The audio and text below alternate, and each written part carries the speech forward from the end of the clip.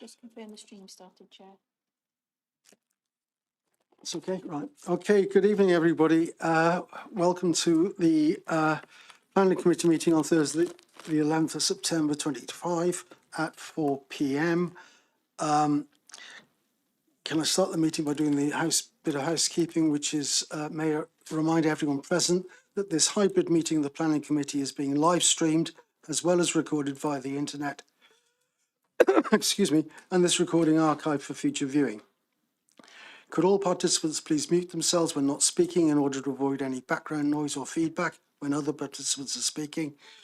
If a participant wishes to speak, can they raise their hand in person if sat in the chamber, or use the remote raise hand function if at home?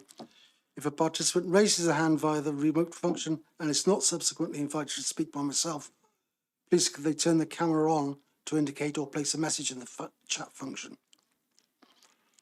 When invited to address by me, please could all participants ensure that their microphone and camera is on to ensure that they can be both seen and heard when actively participating. If this is not possible for any reason, please bring this to the attention of myself and or the Democratic Services Officer as soon as possible. Please ensure that all debate is raised verbally and not via the chat function for the sake of the recording. The chat function may be used to highlight any technical issues and or to grab the attention of myself or the Democratic Services Officer. If any participant has difficulty hearing or being heard when they are addressing the committee, then they should let me or the Democratic Officer know. So please could I welcome all committee and non-committee elected members, our officers, public speakers, residents, and also to anyone watching the live meeting broadcast. So on with the meeting. We start in time-honoured manner with apologies for absence. Thank you, Chair. I've had one apology so far from Councillor Ian Buckley. Nick? Chairman, it'll be Ian Johnson, I'm afraid. Thank you very much. Any other apologies for absence that anybody's aware of? Councillor Chairs? Councillor Christine Case. Very much. Although Christine Kay's just put her hand up. Yes, that's because I'm on the meeting. Sorry, Chair, I'm here. You are here. In that case, we will take your name off the list. Sorry, Christine. Right, in that case, there being no other apologies for absence, we move to the minutes of the last meeting. Can I? Happy to move. Thank you, Nick. They're moved. I'll second. Well, Mark has got his hand up, presumably to second. Happy to second. Thank you, Mark. Happy to second. Yeah. We move on now to declarations of interest and the nature of such interest under the Council's Code of Conduct, including whipping declarations. Councillor Williams, you have your hand up. Thank you, Chair. I'd like to declare an interest on the application 2024 00700, full application. This is the application regarding Pancross Farm. I have a family member who's employed, so therefore I've got a personal interest. I've got no suspension to vote and speak, so I will leave the meeting. Thank you. Councillor Ernest, Anthony? Yes, Chairman. Can I declare an interest in 2024 00537 full, Cliffhaven, Penarth?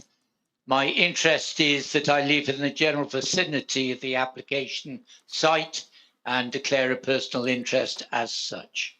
Thank you. Okay, so presumably you'll leave the meeting for that one.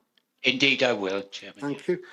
I too have to, not declare an interest, but let the committee know that I have, as local member for that particular application, 2024 00537 full, Cliffhaven. I have been consulted on this and have made comment, although I have not predetermined the application. Therefore, I do not believe that I need to leave the meeting, and I am able to speak. Moving on. Agenda item 4, building regulation applications and other building control matters determined by the Director under delegated powers. These are for noting. Thank you, Nick. Nick's happy to note. I'll second that.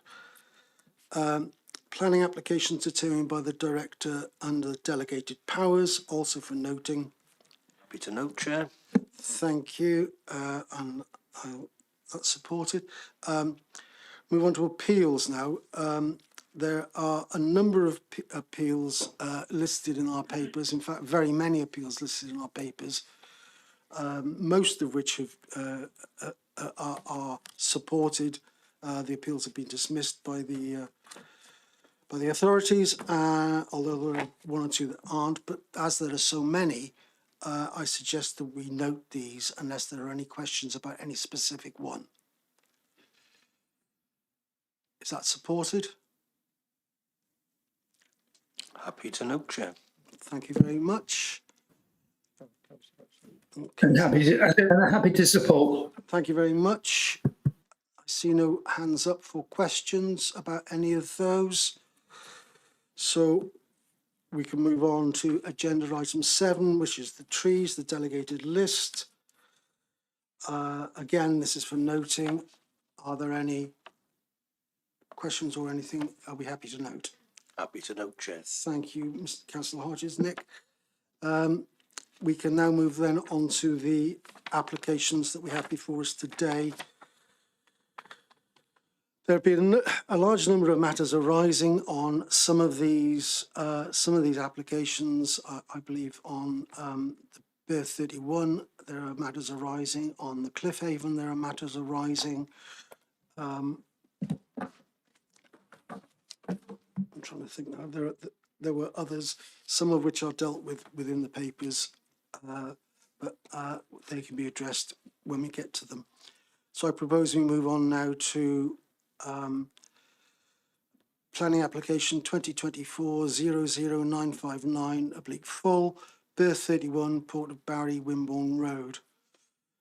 I'm trying to remember who's presenting this. Oh, Rob, I think, is presenting this. It's me, yeah. Okay, can we have the slides, please, Liam? With them. Okie doke. So the application site is land comprising a dockside berth at Berth 31, Wimborne Road, Barry, and planning permission is sought for a change of use of the site to a wood processing facility. The location of the site is shown on the slide before you.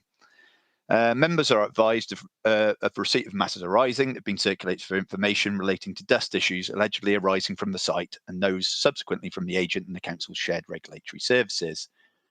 Pursuant to this, there has been further dialogue with shared regulatory services and the agent, including the submission of a dust management plan that they advise forms part of the existing environmental permit. Following consideration by consultees, it's considered that the submitted dust management plan is acceptable, and as such is proposed that the wording of the condition detailed in the matters arising should be amended further to require ongoing operations to be undertaken in accordance with the submitted plan. Okay, excuse me, sorry. It is stated within the submitted documentation that the site would receive both virgin timber and end-of-life timber.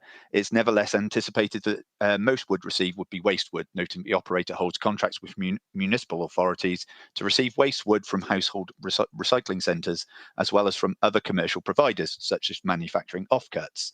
The wood is then processed, sorted and stored on site, pending transportation to other locations, where it is either recycled into new products, such as chipboard, or used as fuel in energy waste plants.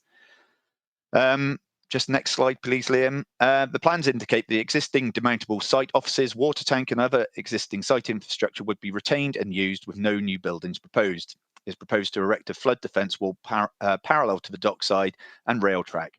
And whilst its height would vary depending on the adjacent ground level, most of it would be circa 1.1 metre tall.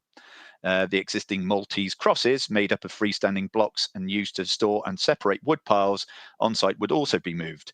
The proposed site layout is shown on the slide before you. The officer's report provides a detailed appraisal of all the salient planning matters, including the principle of locating this facility in this location. The use would provide an intermediary function by processing waste wood for preparation for onward recycling or recovery, which is considered to be in general accordance with a waste hierarchy within PPW and TAN 21 and the policies contained within the local development plan, including policy SP8 MD16 and MD20. In this regard, is considered to be an acceptable use in principle in this location. Members are advised the site benefits from an environmental permit granted by Natural Resources Wales, and the proposed use would be consistent with this. It's noted that concerns have been raised with regard to air quality and noise matters, and these have been considered by officers in conjunction with colleagues within the Council's shared regulatory services. Previous dust complaints have been investigated by shared regulatory services, the Health and Safety Executive and Natural Resources Wales, who also have powers to take action against such matters through the environment permitting regime. Noting this, while strictly speaking, it is not the role of the planning system to duplicate other regulatory functions. Given the submitted dust management plan is acceptable, it's considered that a suitably robust condition and ongoing monitoring under the respective consenting regimes would ensure unacceptable dust emissions do not emanate from the site, and should they do so, can be suitably controlled and investigated. The officer report prepared also gives a detailed appraisal with regard to noise arising from the site and a suitable suite of conditions agreed with the Council's shared regulatory services, including accordance with the submitted noise management report submitted and requirement for future noise survey work to be undertaken. No highway safety objections have been raised with regard to the proposals, and following consultation with Natural Resources Wales, it was agreed that the site would not be an unacceptable risk from or result in off-site impacts with regard to flooding. Suitable conditions are proposed to cover these matters. In summary, noting all of the above, it's considered that proposals would represent a suitably located use that would not give rise to unacceptable impacts as detailed within the officer report. As such, officers recommend approval of planning permission for this use. Thank you very much. Thank you very much for that, Rob. There are no speakers on this, I believe, so we can move straight to the committee. Are there any questions or any points that any members of the committee would wish to raise on this application? Councillor Payne. Thank you, Chair. I'm the councillor for Caddock Ward in the East End of Barry, and the wind runs directly through where I live. And I have noticed, I didn't realise it was from here, I have noticed lately residue on cars. I clean my own car, and I have noticed over the last 6 weeks there is a residue on my car, and I'm now attributing it to this because previously that didn't happen. So I do have concerns about the poor air quality anyway. So I do have concerns about the dust management plan. So do we have access to a separate dust management plan that we can see?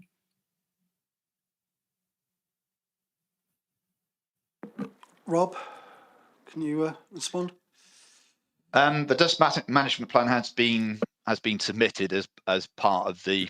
Well, it came when I first see it. I first saw it yesterday evening. That has been shared with shared regulatory services, including the air quality officer, who has looked at it, and the details were considered to be acceptable. It includes measures including delivery of vehicles, how they would be covered, deliveries, and measures including the dust cannons and dowsing of wood stores within the site. As far as I gather, this is consistent with the dust management plan that's required under the environmental permit, which Natural Resources Wales have powers to take further action from dust emanating from the site.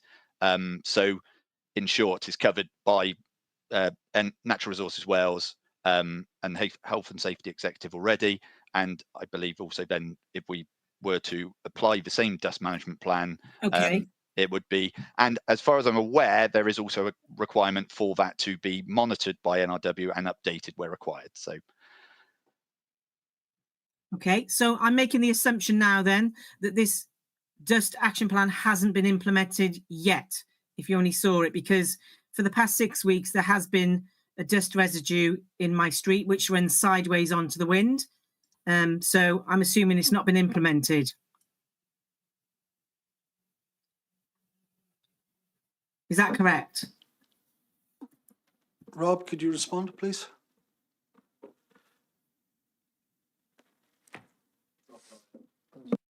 Sorry, I'm just having a few IT issues. Sorry, bear with me one second. I keep on going off as well. No, sorry. As far as from what I gather, the dust management plan has been implemented. Right. And yes, I mean, that's my understanding. It's the ongoing management. I mean, in instances, I mean, obviously it has been very dry. I'm not sure if all material that has been noted, obviously there are other materials, other constructions that are undertaken down there which might result in dust arising from, and similarly, I believe that there's obviously all climatic conditions which might result in dust. So I'm assuming that will be taken into account in the dust management plan in terms of the weather, all those things, because it has been over the last 6 weeks. So, you know, it needs to be tightly monitored because we're breathing this in. So I do have concerns about this. Yeah, in terms of particular, in terms of particular on Dockview Road, for instance, I know SRF have an air quality station there, and in terms of particulates, the smaller particulates which are noted to be, particular issues in terms of respiratory ones that you breathe in, they've been maintained within the acceptable threshold. So I know that it is something which is being monitored, and obviously the ongoing management of the site in accordance with the dust management plan, as agreed with our air quality officer, should maintain those levels to acceptable degrees. I'm a bit sceptical on this, obviously, because, like I say, over the 6 weeks, I've had a dust residue in my street, on the cars and on the pavement. So I'm a little bit sceptical that it's being managed effectively. Councillor Payne, I don't know if it's relevant, but certainly there has been an increase in the amount of Saharan dust that's been blown up from the south. It's certainly affected our cars in Penarth. I've had to wash off. No, it's not sandust. Sorry, Chair. It's not sandust. I know the difference. Okay. With all due respect. Anyway, it's dry dust. It's not sand. Okay. Councillor Hodges, you have your hand up next. Thank you, Chair. How do I start? Well, this is situated on dock number 2, which is obviously an historic part of our town, 1898. And obviously it was built for the export of coal, and coal itself created a great deal of dust, which is one of the issues that we're talking about here. But of course, times and standards are very much different now, and all to the good. I actually had an opportunity to visit that site about a year ago, when there was certainly a lot of wood in those X blocks, whatever they're called, pre-chopping, so that it was solid there. And it seemed to be quite a tidy, well-maintained site. But I was led to believe at the time that all the processed wood would be recycled and none would go to the incineration or energy creation market. I also note that Barry Town Council Planning Committee had a number of objections, in fact, an objection to the scheme.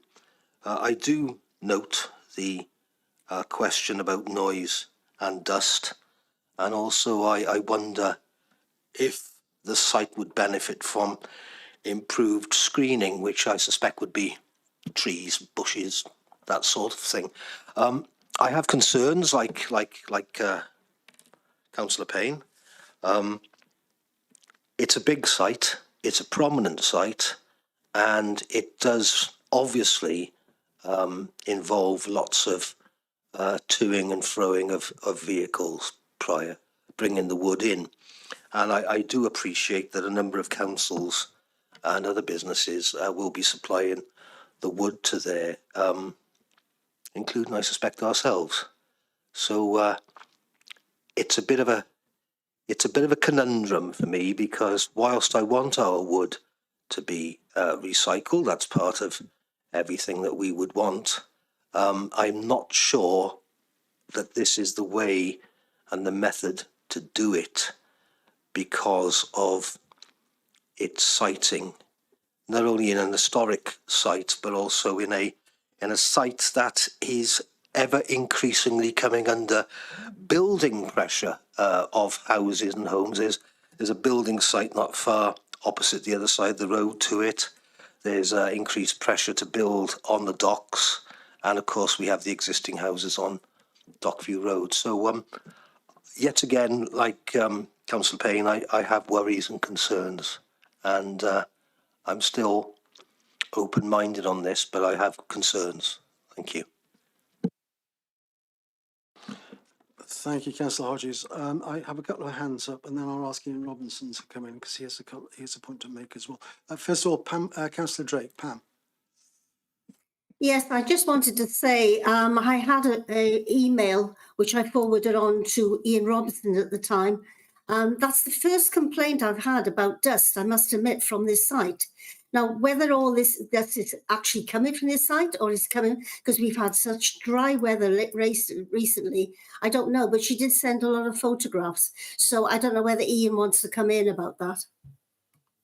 I believe that has been circulated as part of the matters arising as well, Councillor Drake. Councillor Wilson, you have your hand up. Mark? Yeah, just a few points I want to raise, really. The first point is in relation to page 91, and it's condition number 4. It talks about a dust management plan will be submitted to local authority. And clearly, I think as part of that plan, it needs to be very detailed and how that dust is suppressed. You know, will there be some sort of water treatment to dampen it down? What kind of processing is going on? That needs to be detailed, I think. And also number 10, about the tonnage of wood. How are we going to monitor the wood to be 250,000 tonnes per annum? And it does say dry tonnes. So as opposed to wet tonnes, I don't really understand the difference. And I'd be like to have some clarification on those 2 points. So thank you. Thank you, Councillor Wilson. Before we come to that, and I ask Rob to address that, Ian Robinson, you have some points you want to raise. Thanks, Chair. Yeah, I just wanted to add a little to what Rob indicated earlier regarding NRW, and I'll touch on the other points that the members have raised there as well. You're right, Chair, that the email in the matters arising is the one that relates to what Councillor Drake just referred to. It's really difficult to identify exactly where all dust comes from in a situation like this. I think in this case, looking at the photos and noting what Councillor Payne said, it does very much look like wood fibre in that instance. So we would assume it's from that site. That doesn't necessarily mean all dust comes from that site. In respect of NRW, I mean, they are the principal regulator on this matter. I mean, generally the planning process isn't there to double up on other legislation and other kind of mechanisms, but I guess kind of a belt and braces and robust approach is why we see it reasonable to add this condition. Going forward, if permission is granted tonight, then we can continue to monitor that. And I would encourage all members or members of the public that if they do feel there's a dust issue on any particular occasion, to let us know, or let NRW know. But we would be happy to convey that to NRW, on behalf of the public or on behalf of members. I think that sometimes not everybody is aware of the kind of what is available in terms of the regimes of monitoring and where complaints can be directed to. So it's important that if instances are arising because of maybe extreme weather conditions, that NRW know about those and they can deal with it, because then the provisions of the permits, the requirements of approved plans, can be required to be modified. In terms of the tonnage, I would imagine we could request logs from the operator as to what's received. It's not something that we could sit and monitor on a vehicle by vehicle basis, but I'm certain that's something we could interrogate with the applicant if there were concerns about the tonnage. I think that touches all the points, but obviously please let myself or Rob know if not. Thank you, Ian. Before Councillor Charles has a hand up, but before we move on to that, can I ask Rob to address the issues that have been raised so far? Okay, I mean, I think Ian's touched on most of them, to be honest. In terms of some of the measures in the dust management plan, just for instance, in terms of, requirement for incoming loads to be sheeted or fully enclosed, so that obviously relates to the deliveries within the site. So as obviously as wood is being delivered to the site, it should be sheeted or enclosed. And within there's also details then about basically measures that would be taken, including use of a water bowser, rain gun attachment. Excuse me, my dogs, but just decided to start barking. track, water bowser and remote control dust misters, just amongst other things. So, it is considered that the submitted kind of dust management plan does give some fairly robust measures that could be implemented. Thank you, Rob. Councillor Charles, you have your hand up. Janice? Can you hear me? Can you hear me? We can hear you. We can't see you. Now we can see you as well. Oh, thank you. I totally agree with what Councillor Payne has been saying. I don't want to repeat what everybody else has been saying, but and Barry Town Council concerns as well. I think they're very valid. I hope this is not going to be another incinerator problem. And when it was said that if there is any dust escaping, that they will do something about it, well, they haven't thus far, and that worries me. So just wanted to make sure that people know what we feel should actually be done. Thank you. Okay, I won't ask Rob to reiterate the measures that he's just described, that which would enforce, and the way in which NRW and SRS can enforce the dust management there. That's all been addressed. We have two more hands up. Councillor Stallard.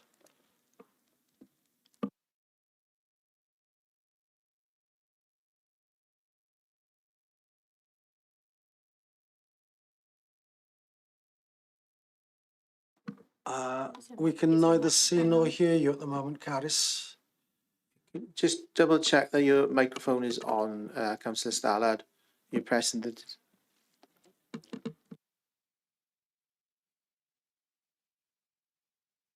Right, Chair, I think Councillor Stallard's still having a few technical issues. We'll have a look into that. Can someone check with Councillor Stallard? We'll move on to Councillor Williams for now and get back to Councillor Stallard if he can connect. Eddie. Thank you, Chair. When I saw the matters arising and the photographs, I also was concerned, but I'm recognising that that's prior to the planning application. So there is a hope, but there's a reality that legally that we're in a position to do something about it once this planning application's been decided upon. As we aren't the regulatory authority on it, but I do appreciate that we're putting in additional measures and consideration. So on the basis that those are going to be in place, like others, I'm concerned about the dust. It's obvious it's wood dust, and we need to be protecting the local area. But on the balance that we've got measures in place for that, then I'm happy to move the recommendation. Thank you, Councillor Williams. Do we have a second for that?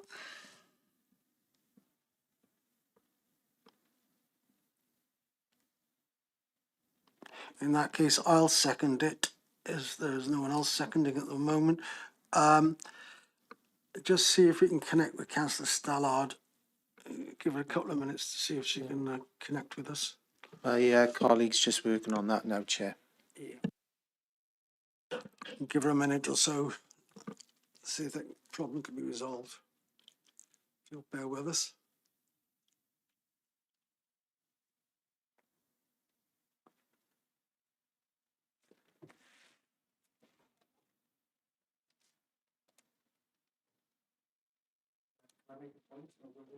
Yeah, if you want. Thank you, Chair. Just a brief one.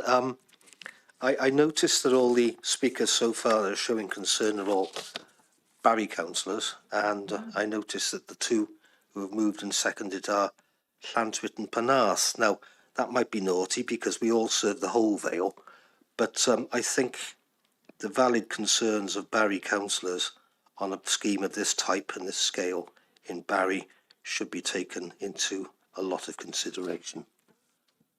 I will oppose it.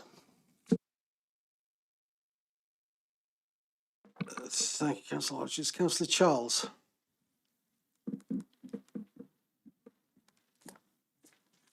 Councillor Charles, your camera and microphone off. Oh, there we are. If you can. Thank you. Can I ask for a recorded vote on this, please? I was planning to do that anyway. Did you get hold of Harrison? I did, Chair. I've given Sarah advice because she had Microsoft Teams open, so we think that may have been the issue. So she's left and rejoined. Right, Councillor. She's confirmed she doesn't want to speak on this item. She was just checking her technical connection. Councillor Avia.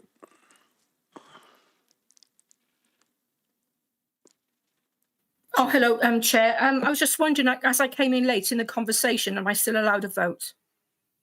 Sadly not. You need to be here for the entire discussion to be able to vote.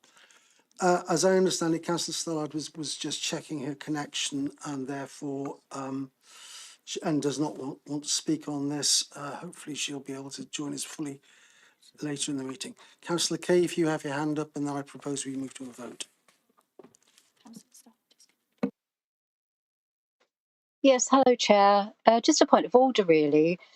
As Councillor Payne has already declared that her car has been covered in dust, will she be able to vote on this matter? Because she obviously has an interest in this particular item that wasn't already declared.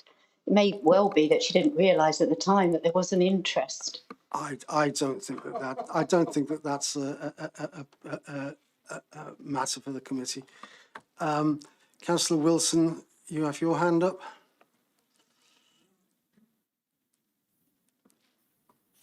Yes, I was going to echo what you just said, Chair. I think that's not a predetermination. Yeah, thank you. Right, we will move to the vote. It's been asked for a recorded vote, so we'll go through the procedure as normal. Amy? You ready? Yep. It's started. Right, you'll see the vote coming up. You vote for or against officers' recommendations or against officers' recommendations. And it hasn't come up on mine. Oh, turn your microphone on.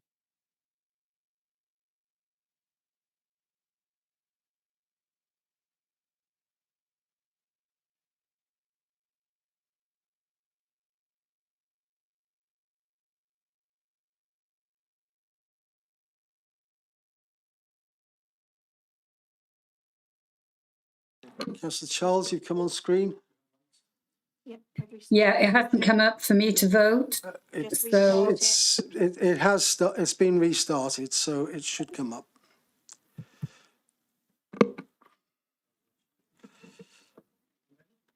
Yes. Yep. So, Chair, should we all vote again? Yes. If yes. Except for Councillor Avia. Yeah, mine's still not there, and I'd like to register that I'm against.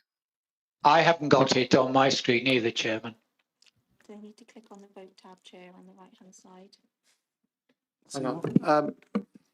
Can I just advise members that are online to make sure you click on the vote tab on the side of the screen, just to make sure it's not been indicated there. Right, sorry, Councillor Charles, you muted. I've got no issues with mine. Yeah, I'm clicking. Not I. I'm clicking on the vote, but it's still not working. Okay, in that case then, Councillor Charles, can I just confirm what you would have voted for? Against. Against, Councillor. And Councillor Wilson, Vice Chair, how would you have voted? I have voted already. Yeah, it's worked, is it? Sorry, I have voted already. Apologies, Vice Chair. I thought you had a problem as well. Thank you.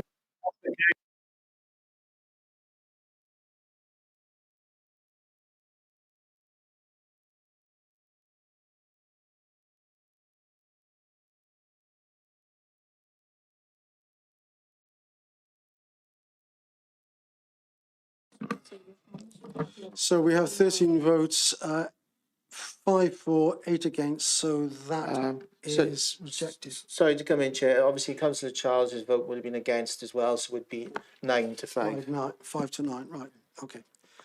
That doesn't work for numbers, does it? Yeah. 5 to 9. To 5. It's 5 to 9 because Councillor Charles voted in person. Okay, thank you. So that is rejected. Moving on. We come to 2024 double Sorry, zero. Chair. Sorry. Councillor Go Wilson. to the next item. What? Surely, if we have voted against the application, then surely we should have reasons for objecting to it. We haven't stated those reasons. Okay. We need to come. Yeah, you're quite right. Sorry about that, Councillor Wilson. James, this is for you then. Now, please.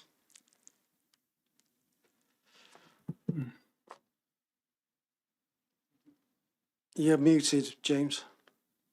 Nope. No, there's no sound, James.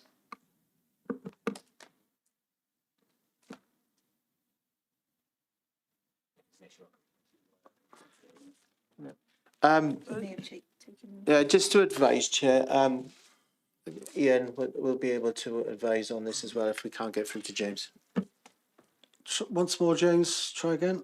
It may be because his headset's been connected during the meeting, Chair. Yeah, is it that your headset was connected during the meeting? Maybe you need to come off and come back on He needs to rejoin the meeting altogether. with your headset already attached.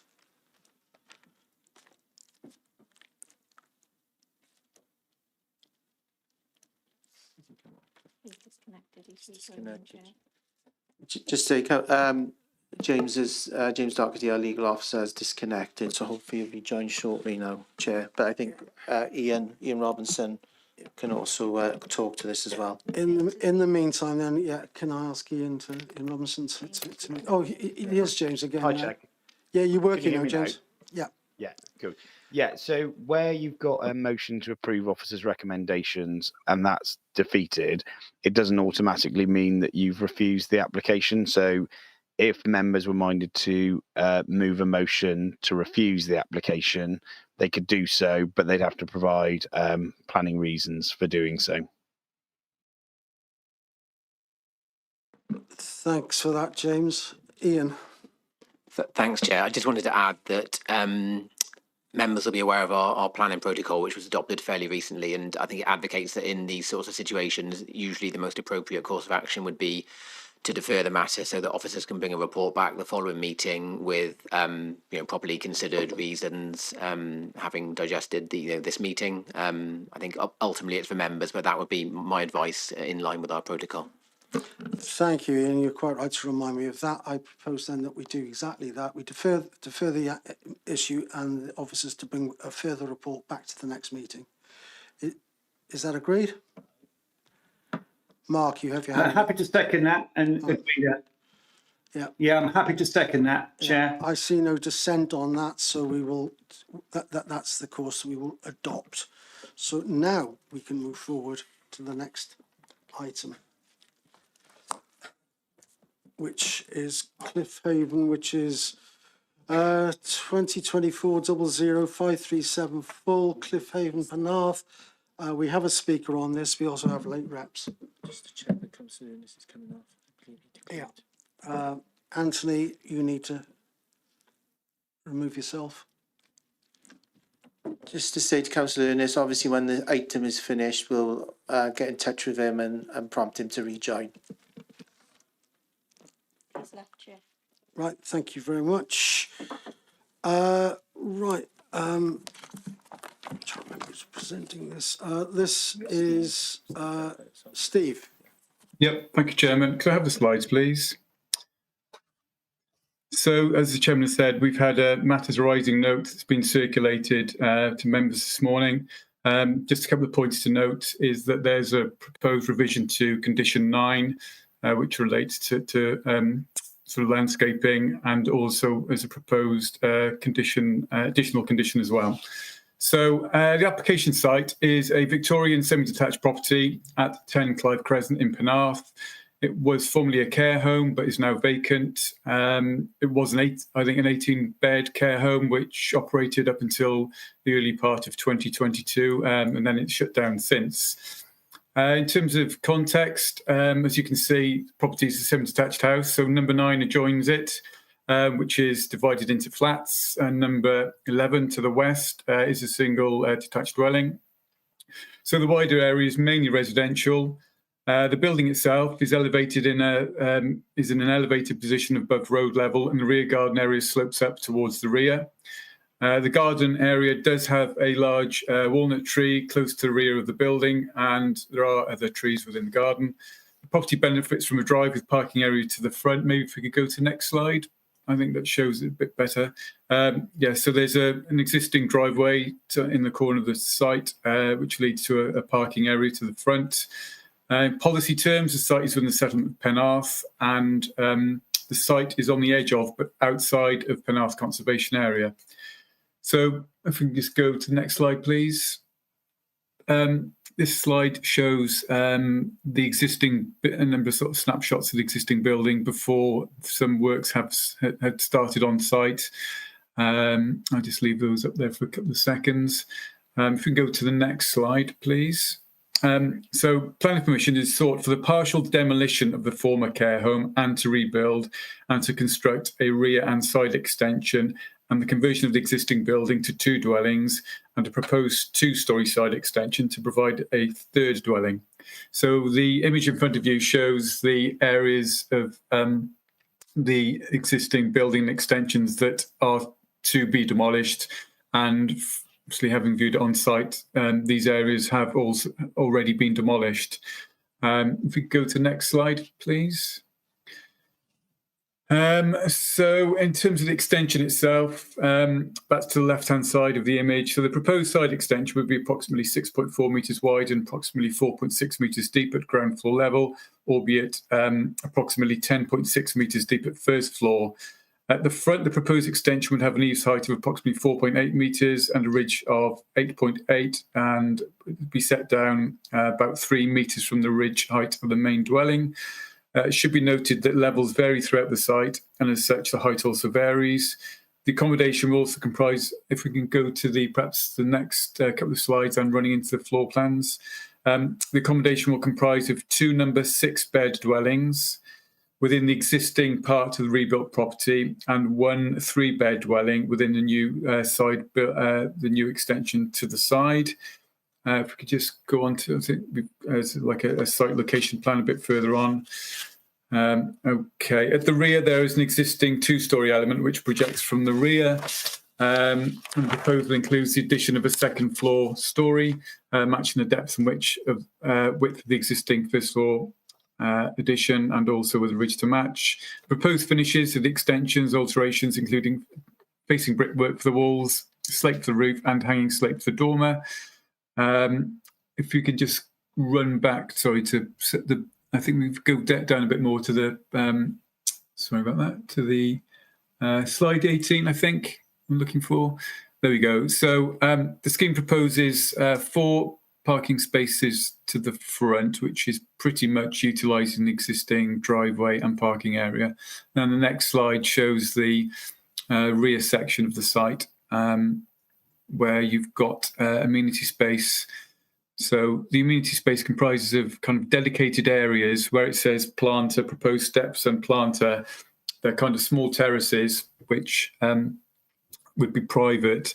Then you've got stairs to the left-hand side, and there's also another set of stairs then, which leads to the upper level of the rear garden, which provides for communal amenity space.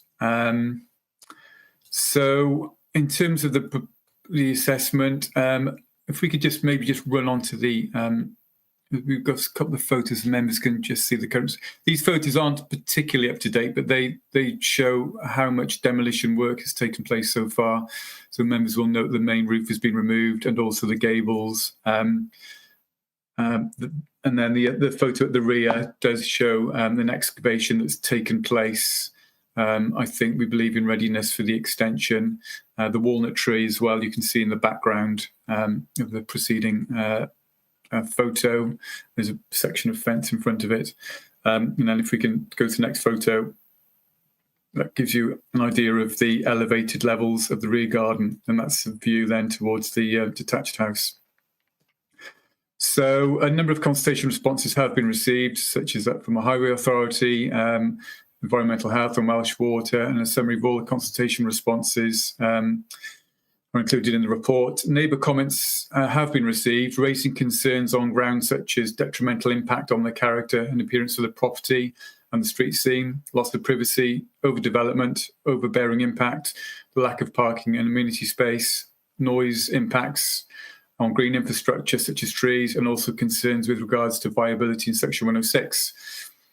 So the proposal is considered acceptable in terms of its principle, impact upon the wider visual amenities and neighbouring properties, in addition to impact upon green infrastructure and parking. So with regard to planning obligations, the proposed development does trigger the need for an affordable housing contribution. However, a viability assessment has been received, and following independent assessment, it is concluded that the scheme is not viable with the sought-after contribution. The proposal is considered to be acceptable, and the application is recommended for approval, subject to a number of conditions and informatives, and that the applicant first enters into a Section 106 agreement to trigger a viability review if the development is not substantially completed within 2 years of the date of the planning permission. Thank you, Chairman. Thank you very much, Steve. We do have a speaker on this, Mr. David Hughes, who's a neighbour as opposed to the application. So, Mr. Hughes, you have 3 minutes. You need to press your button and start. Thank you very much. Thank you, Chair. Thanks to the committee for the opportunity to speak here today. I'm a direct neighbour. I live at number 11 Clive Crescent, which was shown on the screens as directly next door to number 10. The fact of the matter is that a large 18-bed Victorian semi-detached house has been almost completely demolished. The photographs are out of date. The demolition is more advanced than you saw there, and major excavations have taken place. All of this has happened without warning and without planning permission. This has been extremely disconcerting for neighbours, add to that the fact that the company carrying out this work is a limited liability company with no assets other than the property itself, and to our understanding, no public liability insurance. So it's been very disconcerting, and unfortunately, trust has been eroded. I've got 2 points I want to make which aim at restoring trust. The first one relates to the Party Wall Act. I know that the committee is not responsible for the implementation of the Act, but in many recent decisions by the committee, an informative has been added to the decision, reminding applicants of obligations under the Party Wall Act. I was very happy to see that the report to the committee on this recommends the inclusion of an informative here too. But then I was very disconcerted to see that it was my request, but it applies to the wrong house. It only applies to number 9. My request, therefore, is that this informative be included in the decision in such a way as to make it absolutely clear that it's not specific to number 9. It applies to my house, number 11, or both houses, if you wish. That's my first request, a simple technical one. The second one is about conditions. Page 21 of the report makes very clear that planning permission is required for excavations. Significant excavations have already taken place, as I said.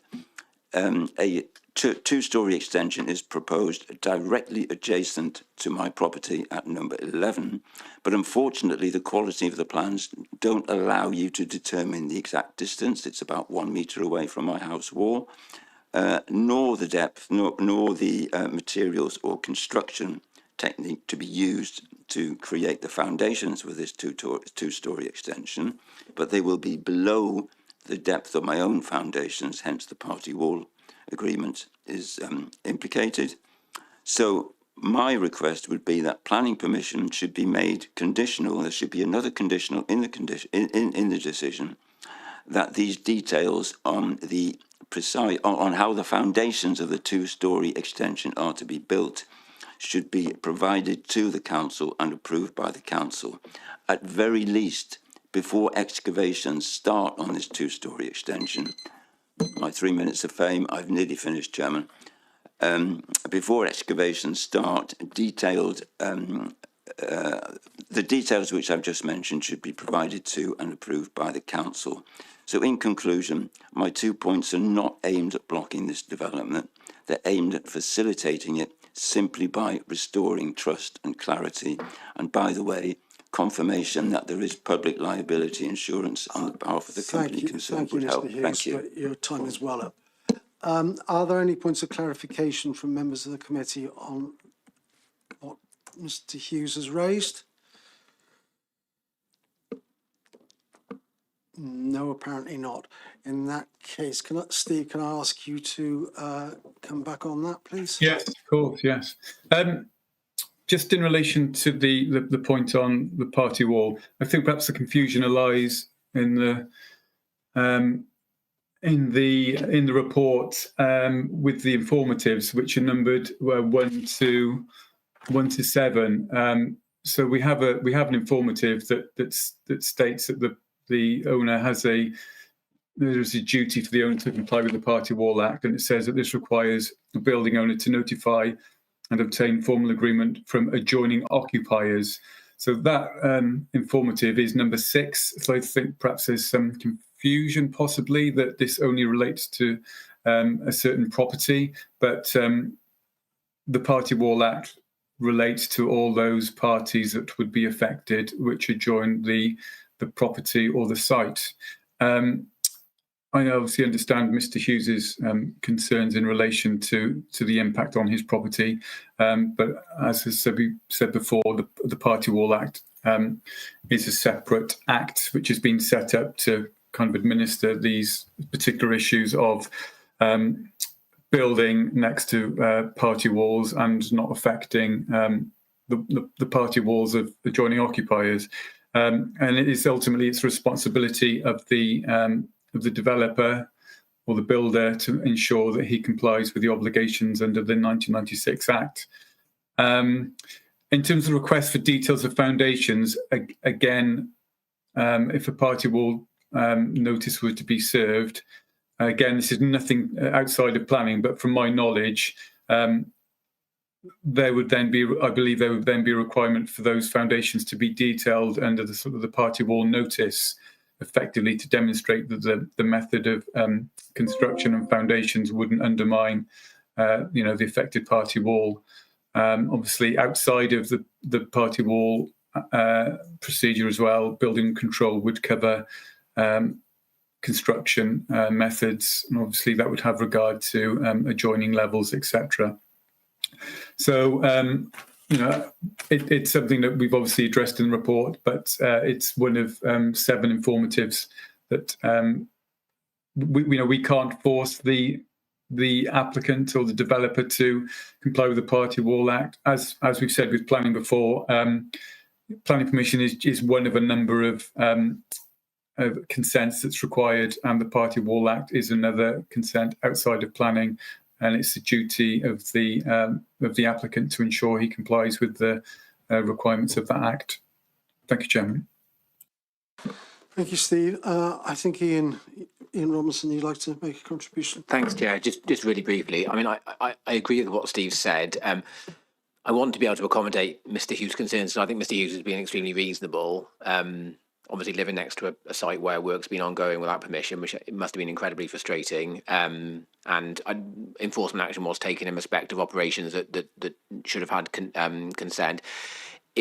Would generally be overstretching what planning conditions would do in terms of kind of that kind of detail with foundations. As Steve said, it would be governed by other processes. Nevertheless, I'll leave it to committee members to consider whether they think it's reasonable and necessary.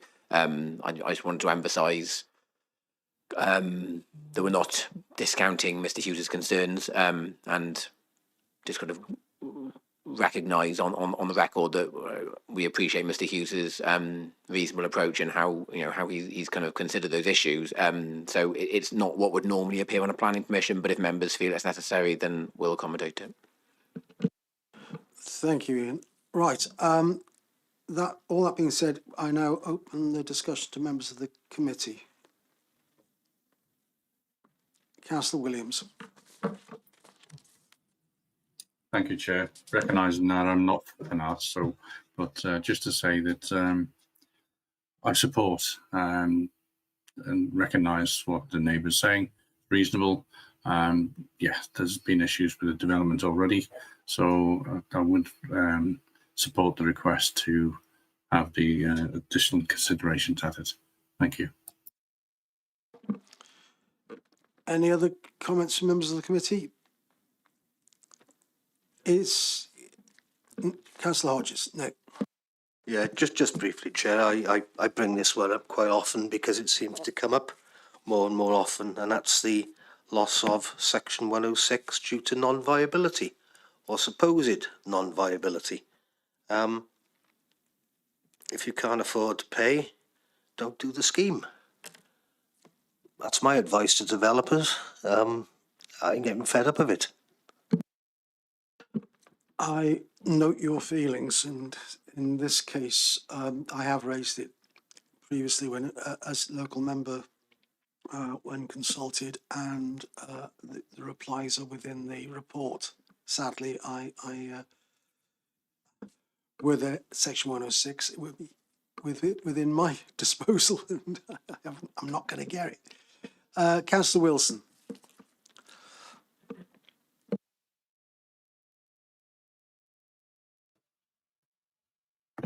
Yeah, thank you very much. Yes, I've got concerns over this development. It does seem to be very, very big, but I also got to weigh up the fact that in Penarth, housing is fairly, fairly desperate. It's very much needed, and therefore I will move officers' recommendations. Thank you, Mark. Does that include the added informative that we've been discussing? Yes, it does. Thank you. And is that Sorry, Chairman. I'm assuming it's going to be a condition. Obviously, an informative would. Sorry, yes, yeah, Yes, I just to clarify that. Conditioning, yeah. I'm just, yeah. Eddie. I'm happy to second that, Thank you including very the much. condition. Are any members of the committee now opposed to this application? I see no hands. Therefore, this application is approved with the changes to the conditioning that we've agreed. Thank you all on that one. Before we go to the next item, Yeah. Just gives Democratic chance to call in Councillor Ernest.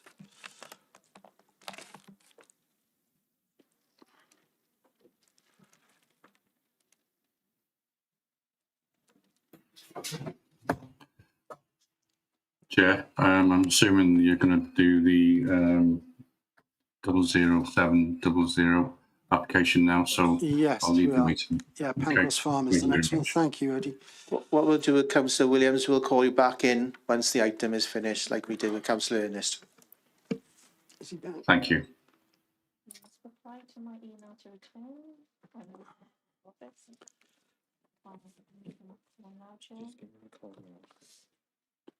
I have emailed him, Chair, as it.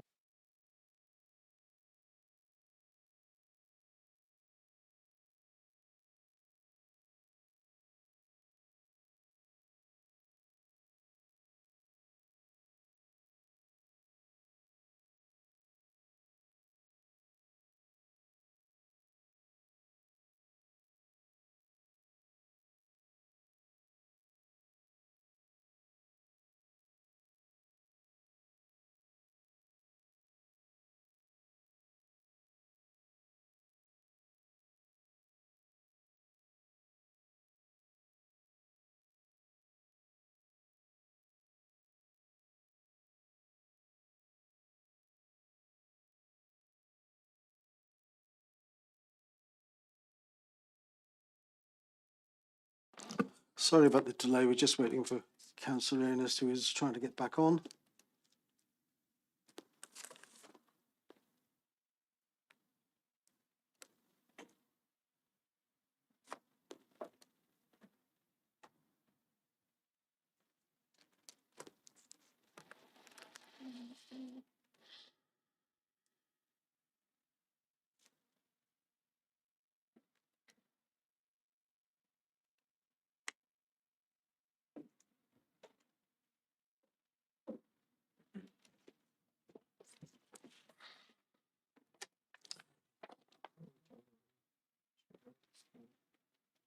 Yes, please speak on.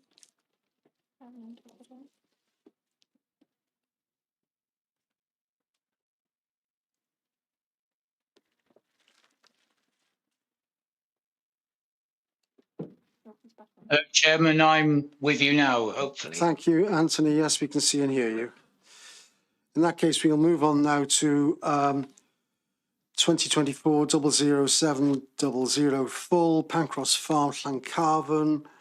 And I think this is Rob. It's me again. Yeah. It's me again, yeah. Okay, can I have the slides, please, Liam?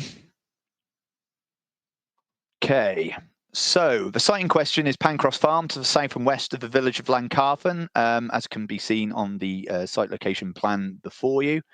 Members are advised of the receipt of matters arising from Councillor Perrin and three interested parties with respect to the application that have been circulated for their information. Further to this, additional correspondence has been received from Councillor Perry and from the agent with regard to the application after the deadline for matters arising. Just summarise those really briefly. I won't go into the full detail.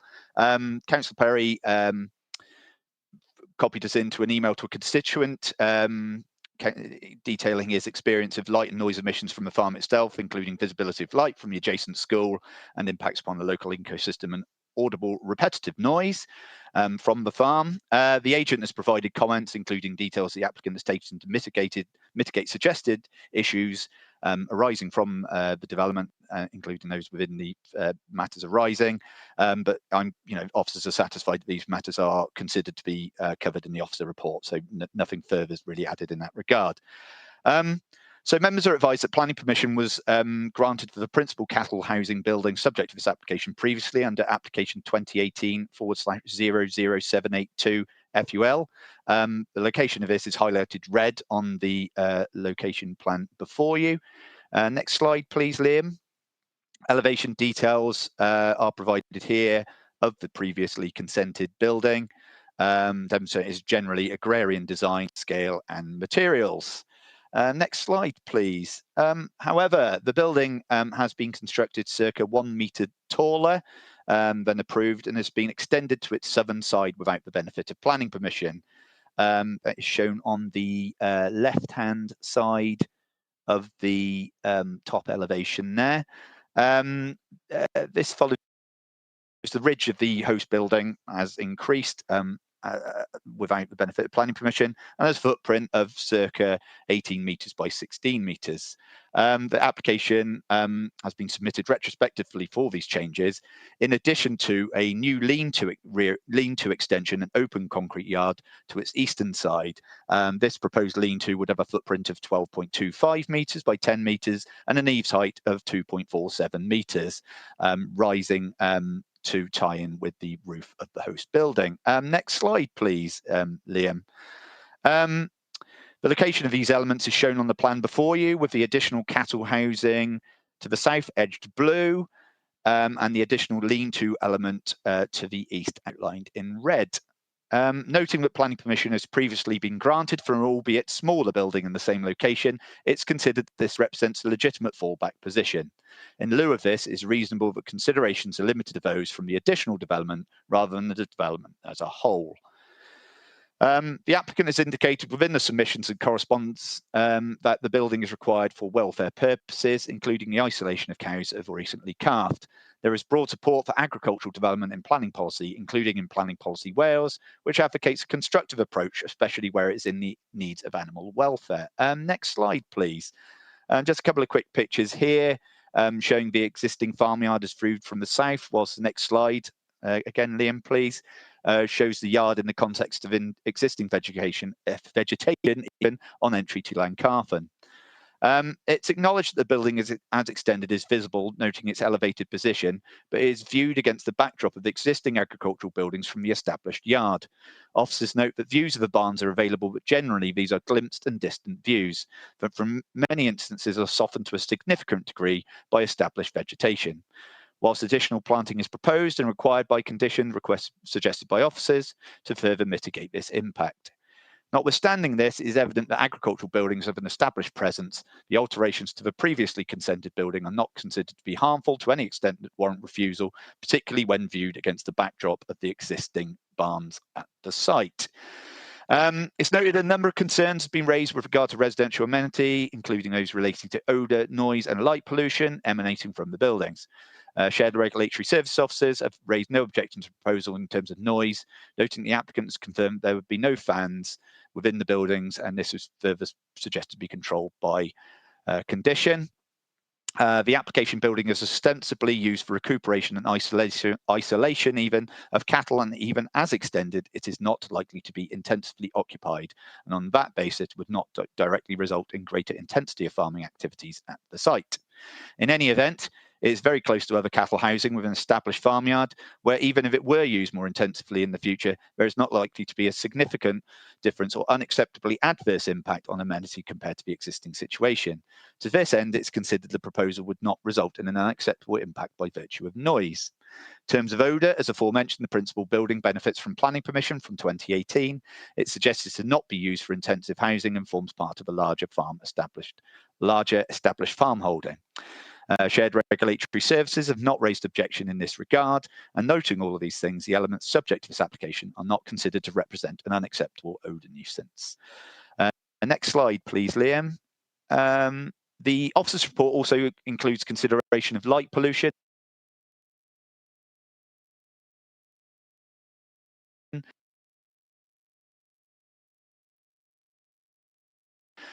Again, the wide complaints to SRS have not been subject of action in this regard. Sorry, Rob, we lost you for a few seconds. Rob, we lost you for a few seconds there. Okay, can you hear me now? Yeah, we can now. If you go back to talking about the light pollution stuff, that should... okay, no problem. No problem. Sorry, it's my internet connection, obviously. The officer's report also includes consideration of light pollution. Again, the wider farm holding and associated lighting is visible, noting their elevated position, as you can see on the photograph before you, with the position of the building highlighted broadly in purple. Not considered to be a reason to refuse permission, despite previous complaints to shared regulatory services have not been subject of action in this regard. The applicant even has taken steps, including additional cladding, to limit associated impacts, whilst no external lighting is proposed on the building, and new lighting is proposed to be prohibited by planning condition. Concerns have been raised, including matters with regard to the impact of lighting on protected species such as bats. It's noted that the council's ecologist was consulted with regard to the application and raised no objection in this regard, and there is an extant fallback position relating to a building of commensurate size. Further clarification from the ecologist also indicates that little causal evidence that any suggested reduction in bat populations within the matters arising relates from the proposals before members.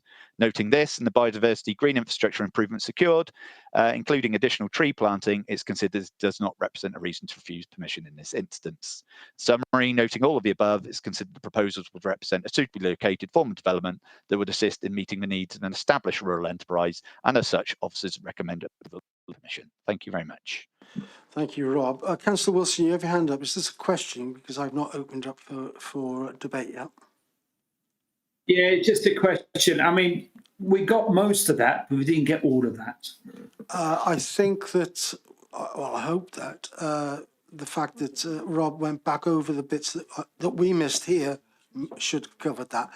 I'll open it for debate. The first, as local member, Councillor Perry, you have the honour of opening the debate.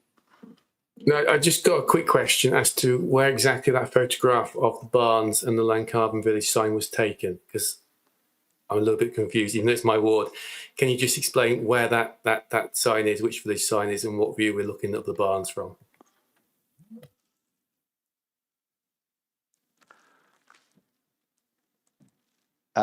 Sorry, excuse me. I didn't actually take the photo myself, so I will look to clarify that as quickly as I can. I believe it's on entrance to the village from the southwest, was my understanding. But is that not correct, Councillor Perry? Ian, Councillor Perry. Here I go. Yeah, it's not a view of the farm that I recognise, but obviously it's a Lancarvan sign, and yeah, I should know, but I wouldn't have taken that view, and I'm not sure where that view is taken from, and whether we're looking at the right farm. I just want to clarify where that photograph was taken from, because we made that mistake before. Rob will check. He thinks it's from the southwest, yeah. But if he's wrong, he will correct that in the meantime. Councillor Perry, as local member, do you want to open the discussion?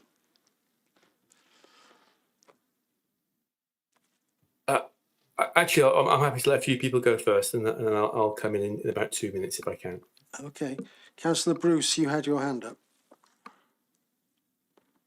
So yes. What is the purpose of the lights so late at night? I've lost me. Why are they on so late? As I understand, I mean, I think the lighting, it's a working farm, so the lighting would be required at different hours, and obviously subject to the requirements of the farm holding. It's not limited strictly to 9 till 5 or something like other uses might be. It smacks more of a milking, producing. The fact that they have a calf, they produce more milk if it's light, and it seems more like a production rather than agricultural farm. If that makes sense. It does, actually, if you think about it. Right. Yeah, I'm still waiting for any members who might want to discuss this matter as opposed to ask questions. Councillor Perry. Yeah. Hi again. Yeah, I'll just come in. Obviously, it is part of my ward, and this site is in the Lancarvan Special Landscape Area. It's prominent on the ridge, but it's also visible in the other direction. Now, the previous application has been complaints that people to the east of the site weren't consulted, which they weren't, and only the people to the west of the site were.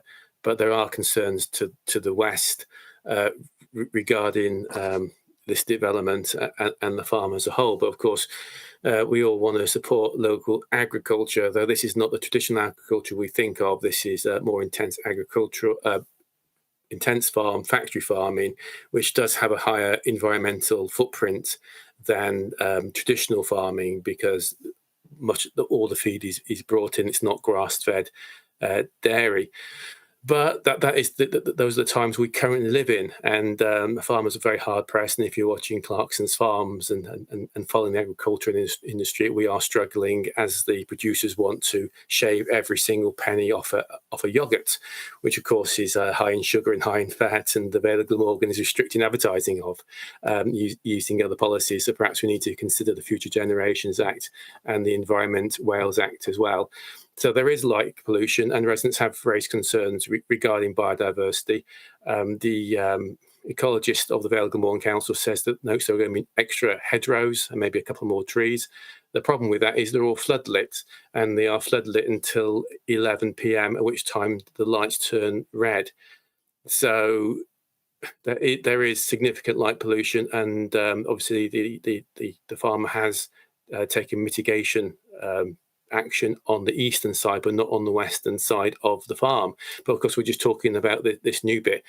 Now, this is for the welfare of the animals, the existing animals. It's not supposed to be an expansion of the farm. So those animals that are getting sick or in calf at the moment are being dealt with in the existing buildings. So I'm not quite sure why there's a need for additional buildings if there's not a welfare problem, and if there's not going to be an expansion of the farm. So either there is a welfare problem that this will resolve, or the farm will increase the amount of livestock.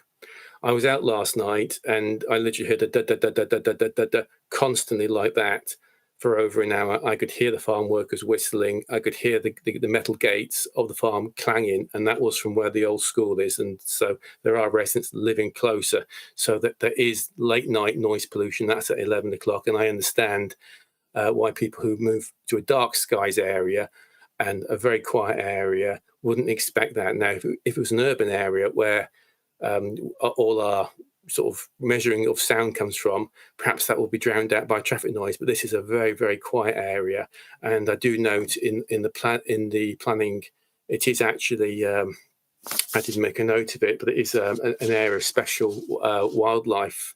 It's a site of importance for nature conservation. Now, if you're floodlighting it, and it does look brighter than the BA maintenance centre, it actually looks a bit brighter than the airport from close up. you having a serious effect on the local ecosystem, which is a concern. Obviously, the red light mitigates it, but until 11 o'clock, it is white light.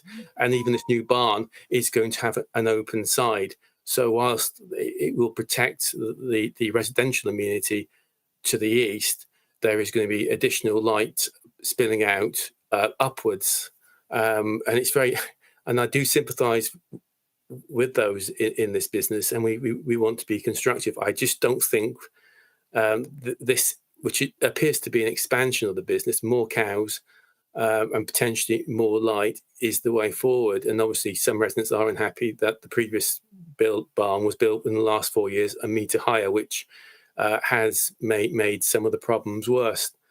So yeah, in terms of the green infrastructure statement that the Vale Council has produced, I seriously question that, because you've got an extra hedgerows, and I said light pollution, it doesn't seem to balance that correctly. So I would like that to be looked at again. Yeah, visual impact, very subjective. It's worse in winter, obviously, than it is in summer. But that again is very, very subjective, and I wish there had been a site visit and we had better photographs than those that we've been shown today. I think we've not seen enough photographs for people who have not been there in person to actually make a correct decision. Having been there and listened to it, and what mitigation can be taken. Does this barn improve the situation? Does it actually make the situation worse, or does it make no difference to the problems that we have from the previous application that wasn't built to what was approved? So I do think we need to consider the Environmental Wales Act, and I think we need to consider the Future Generations Act, but we don't want to lose employment, especially not in my ward, where we want to have more employment and we want to have more farming industry. But we do care about the future generations. So I'm going to just hand back over, hopefully not forgotten anything in my rambling there. But I think there are ecological issues that we as councillors do need to consider, and I hope someone else will come in and have a look, and maybe someone else at this meeting has actually had a look. Thank you. Thank you, Councillor Perry. Do any of the members of the committee have anything that they'd like to contribute? Councillor Ernest. Yes, Chairman, I wouldn't normally have spoken on an application that apparently is some distance from where I live, but I happen to know Landcarvan reasonably well, and I particularly remember it for decades ago when I used to pass through the village almost on a daily basis. And looking at the site location plan, with the red lines drawn around in standard format for planning applications, it seems to me that this development has been carried out within the existing farm curtilage, as indeed most of the development has been in recent years. But I think we as a council have got to encourage agriculture. You know, the Vale of Glamorgan, the beautiful Vale of Glamorgan, we talk about our fields and our coastline and everything else.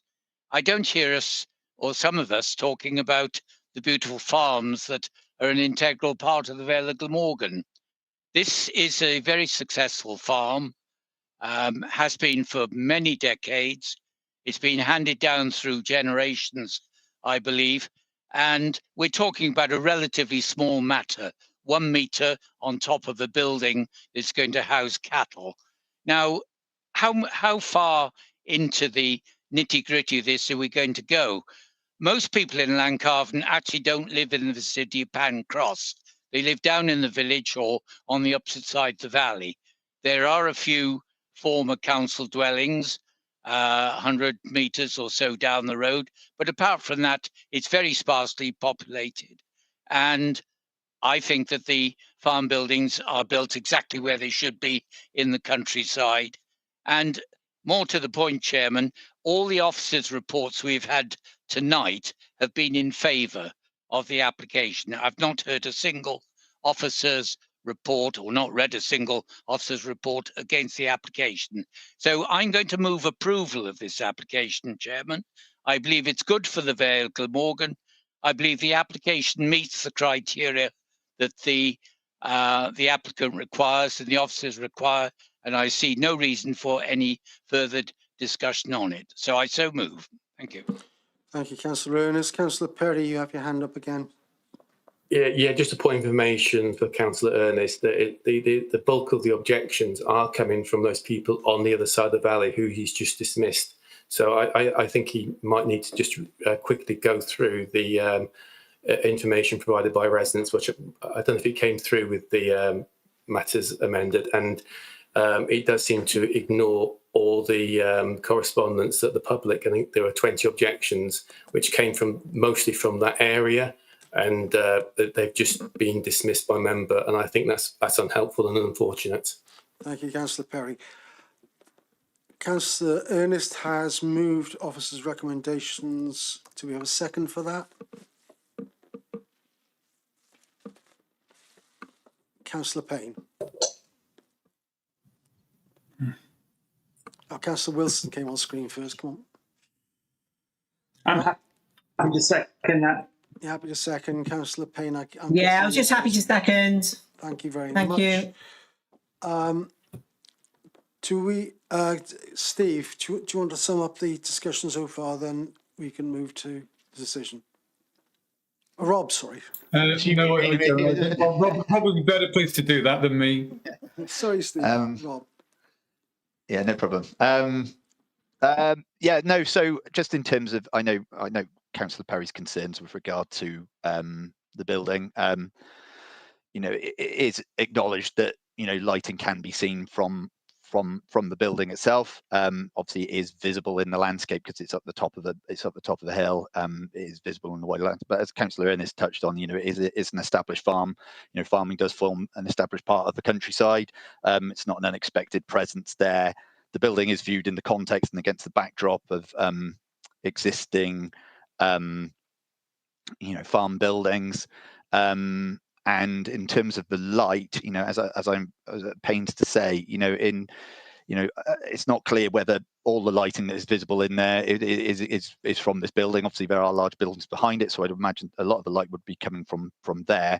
As I noted, the applicant has taken steps to, remove potential sources of light by, choice of materials. There's a condition proposed with regard to external lighting. Shared regulatory services have looked in terms of the lighting in terms of causing a statutory nuisance to local residents.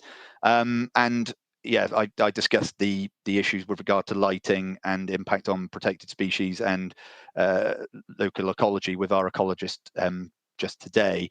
And in all, whilst it is certainly visible, I don't think any of those things represent a reason to refuse planning permission in this instance. So I think that's all I've really got to say on those points. Thank you.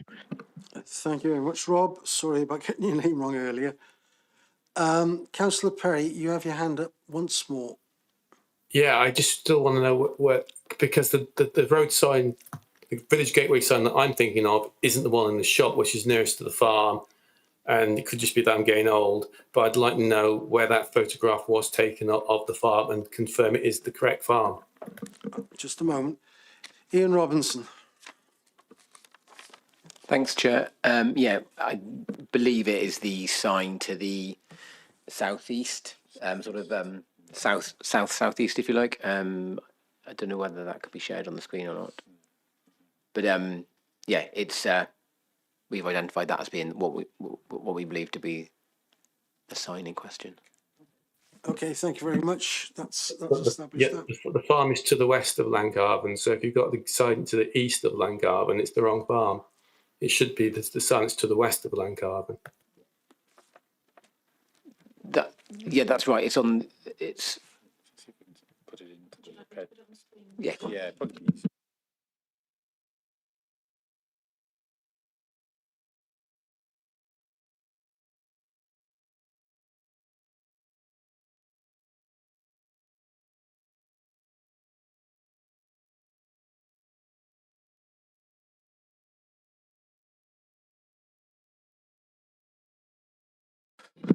Yes, Councillor, I've got the Google Maps in front of me, so if you can see my cursor here, this is the area where the photograph was taken. and we can drop in there on street view just to show. South, sort of.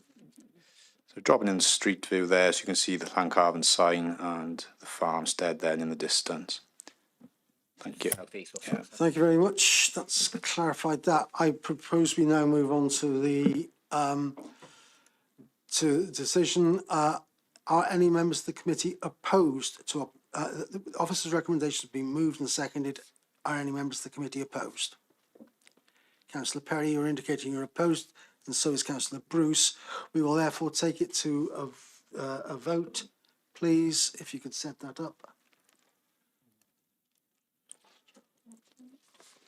We're just setting up the vote now, Chair. Mm-hmm. The vote started, Chair. Vote started.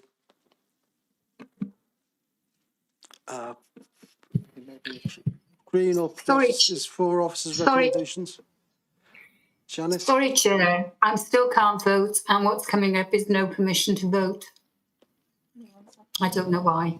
We'll have a look at that now, Councillor Charles. Please bear with us. In the meantime, would you be willing to state your vote verbally? And against. Add it? You're against? Against. Yeah. Okay, we've just looked. You do have permissions, but for some reason that's obviously not appearing on your screen. So you've taken your vote as against, just to confirm, Councillor Charles. Yes, thank you. 8, 9, 10. 13. Just waiting on Councillor to check she's still connected. No, she's left, so that's everyone, Chair. All the votes are in. That's 9 in favour, 3 against, including Councillor Charles, and 1 abstention. So that officer's recommendations are supported. Thank you all on that.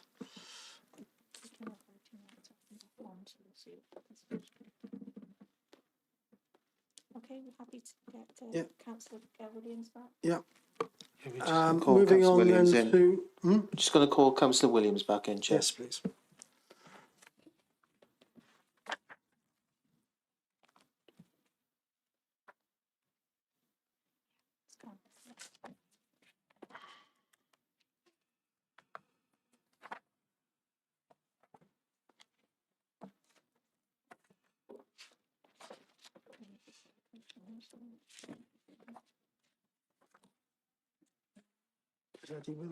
Back now, Chair. Right. Just confirm comms, please, Chair. Thank you very much, Eddie. Yes, we can see and hear you. Right, moving on to the next item then. It's the 2025 00639 full Robinswood Crescent, Penarth. And this is Steve, I think. Yes, thank you. Could I have the slides, please? So the application site relates to 27 Robinswood Crescent, which is a post-war detached property located within the settlement of Penarth. The property is positioned within a row of detached dwellings, albeit a number of them have been extended and altered. Go to the next slide, please. Again, you can see the spacing between the dwellings and the relationship between them. If we could just go to the next slide. That's the existing dwelling, and we've got the flat roof attached garage on the left-hand side of the image. If we could go to the next slide.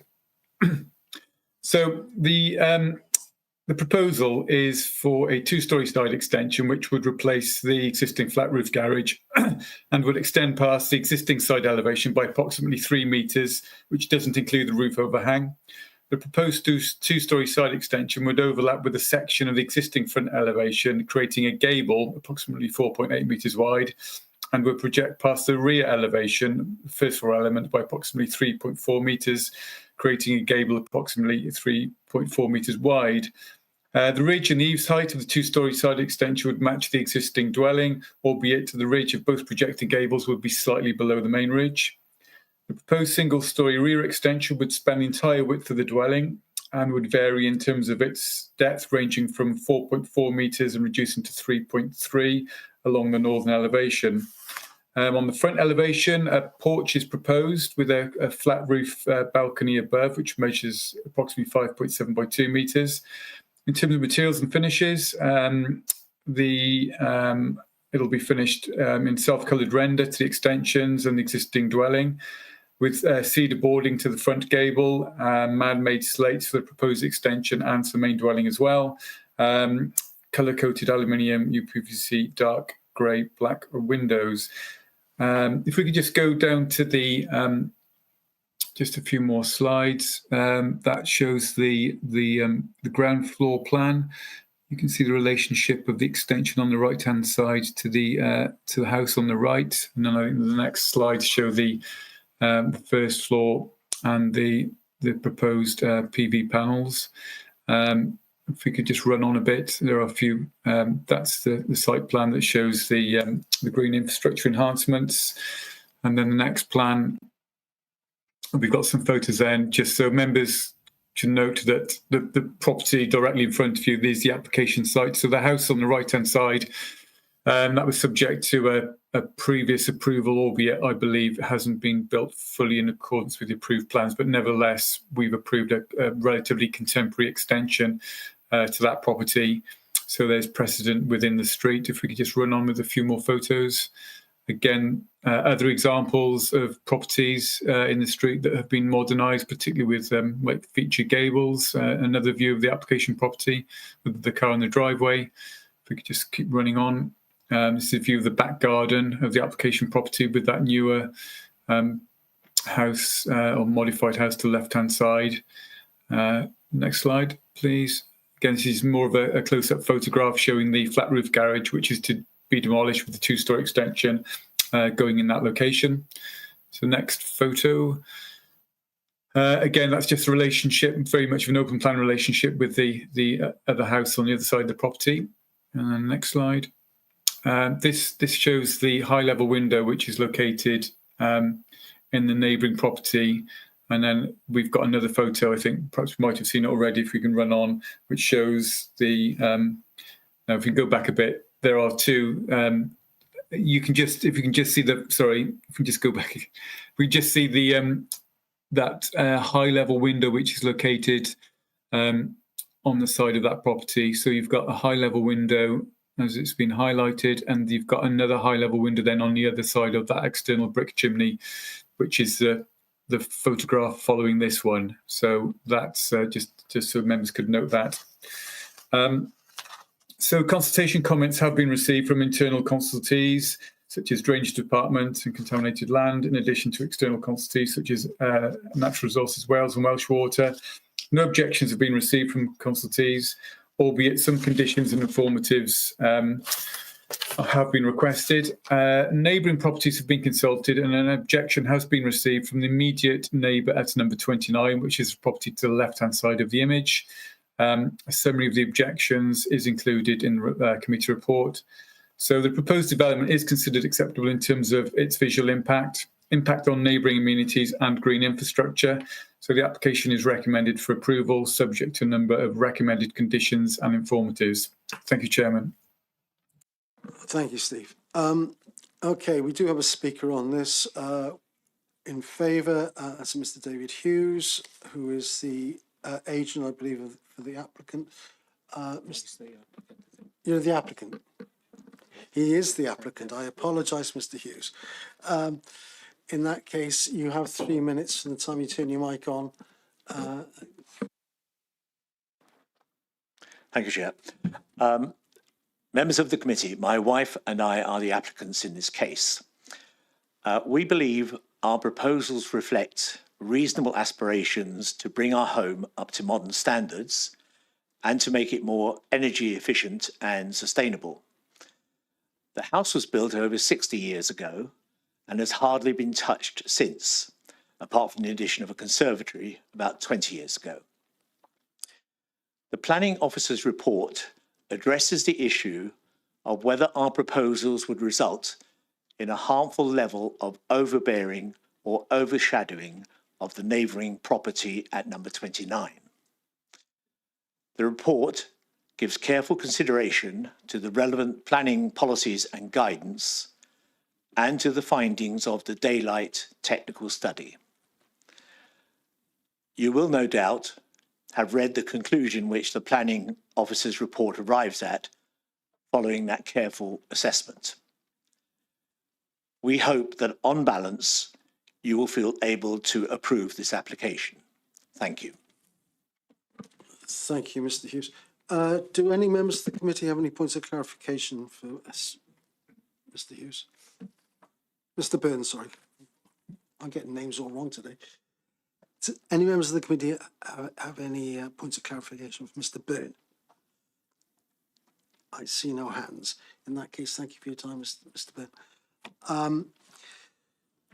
Right, moving on to, I don't know whether Steve, you've got anything to add to before we move on to the discussion. I suspect not. No, obviously, you know, we've produced a very, very detailed report, obviously, particularly addressing the concerns raised by the neighbour, but no, nothing to add at the moment, Chairman. Thank you. Okay, thank you. We can move then on to the discussion, the committee discussion. Members of the committee, Councillor Ernest, you're the local member. Is there anything you'd like to say before we open it up? Yes, thank you, Chairman.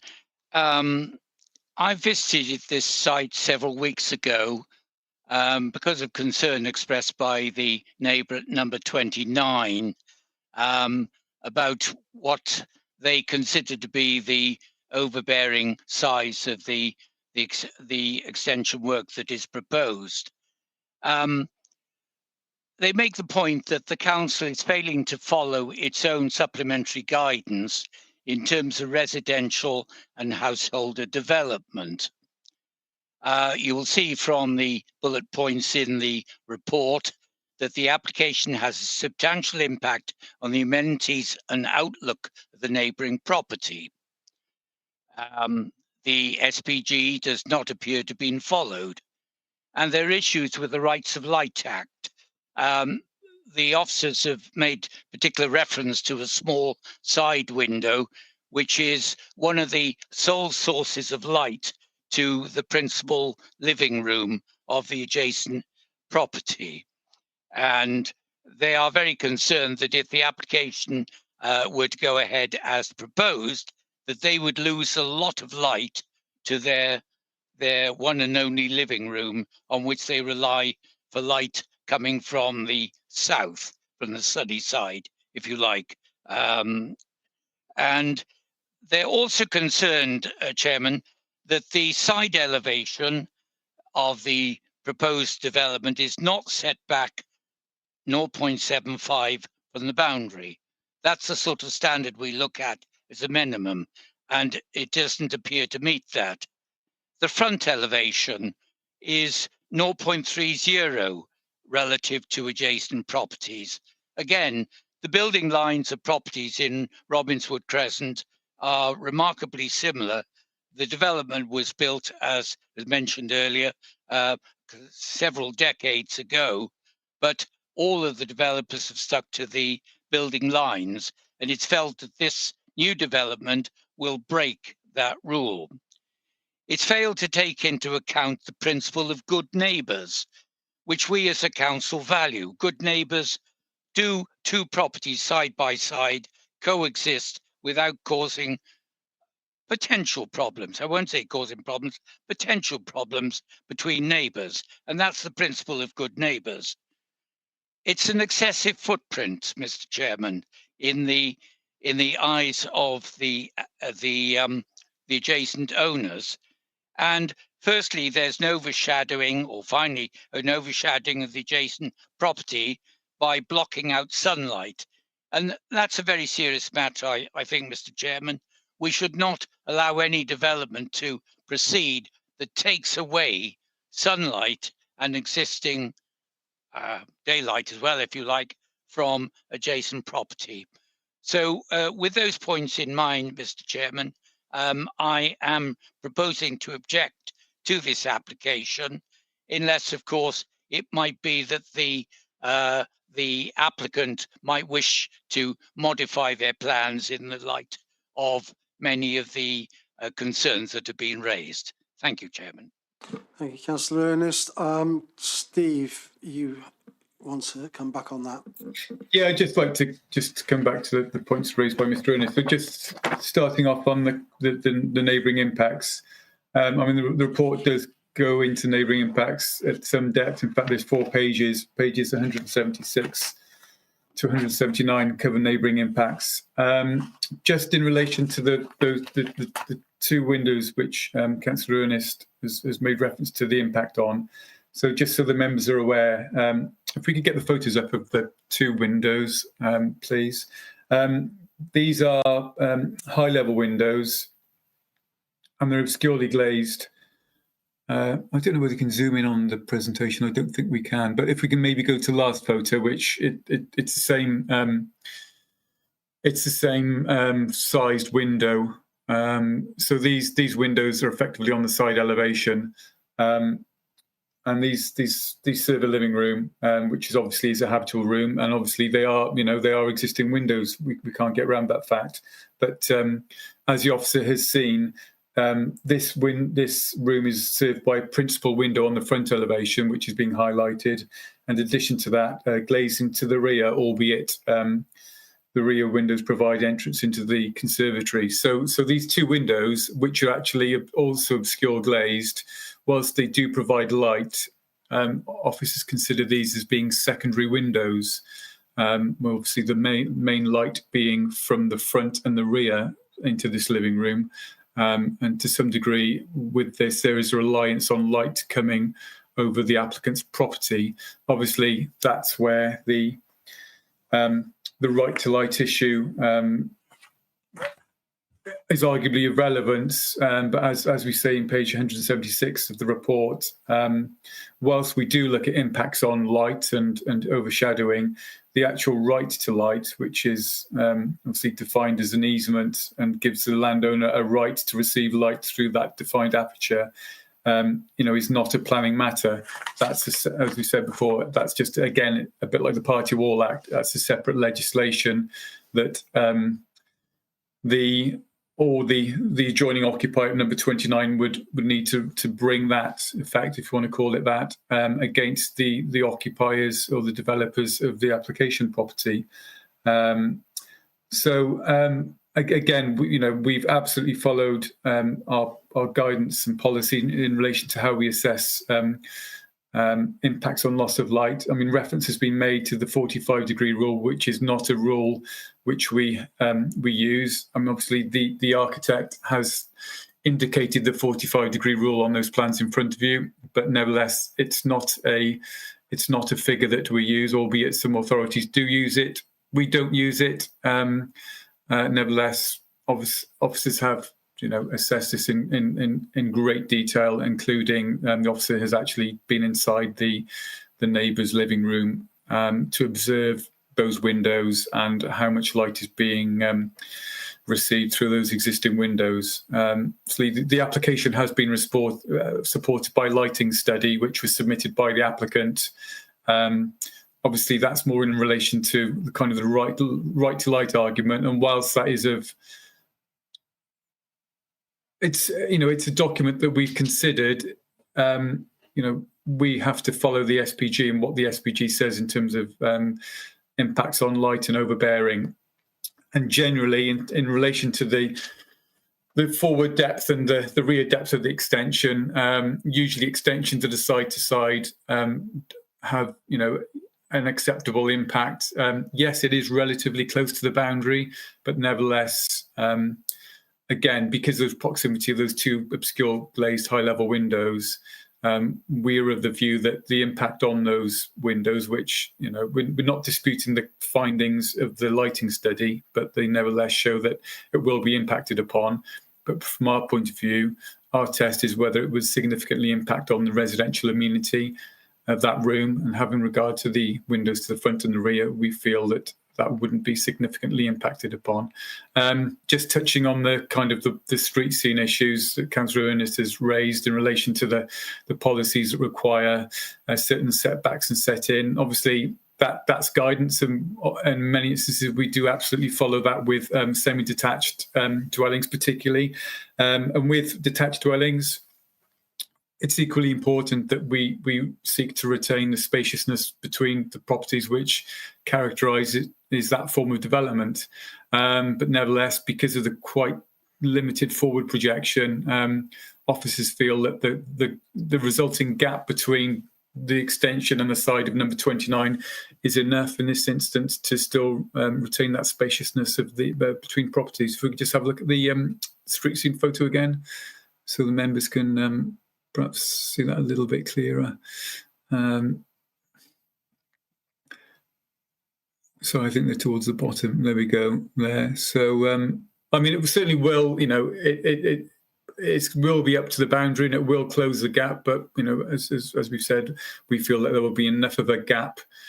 And in terms of the street scene, invariably, people are always building over their side of the properties, and so to build to the rear often brings its own issues, and often it's the rear extensions that do have more impact. So generally the side extensions have lesser impact on the neighbours, but perhaps more of an impact on the street scene. But in this case, we feel that the scheme has appropriately balanced, is a sort of contemporary addition to this sort of 1960s, 70s post-war dwelling, really bringing it in line with the more modern dwellings that have been that you can find in the street. Thank you, Chairman. Thank you, Steve. Councillor Wilson, you have your hand up. Yeah, thank you. I happen to fully support the officer's recommendations and like to move it.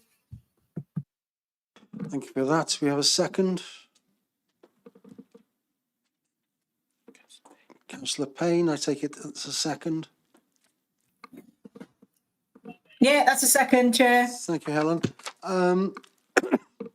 In that case, if any other members of the committee have any comments they wish to make at this point? I see no hands.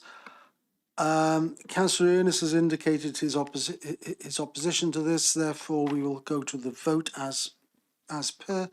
And if you can set that up, please. Vote started, so you all know the procedure. Janice, do you have the vote this time?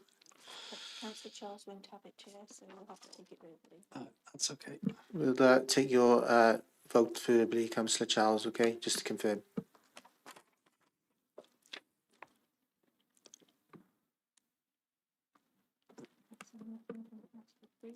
You already? 1 second, Chair, I'm just checking. I've got 11, 12. That's it. Yeah, we have all the votes in. It's 11 for, 1 against, so that's supported.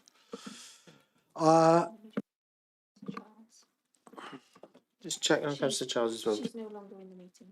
That's fine. She's not in the meeting now. Right, Councillor Charles has left the meeting apparently. Right, moving on.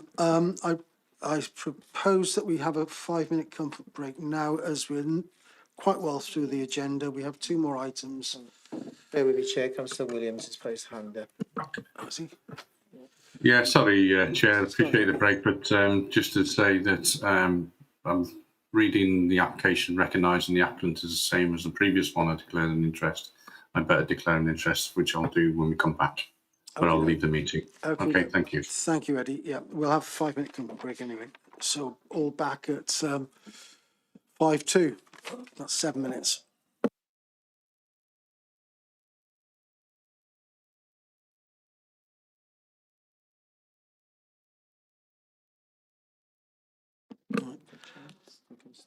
Right.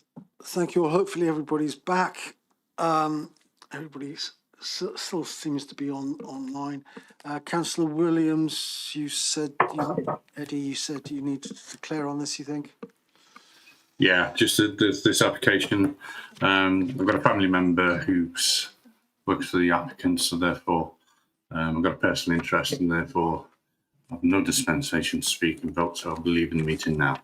Thank you. Thank you. Thank you, Eddie.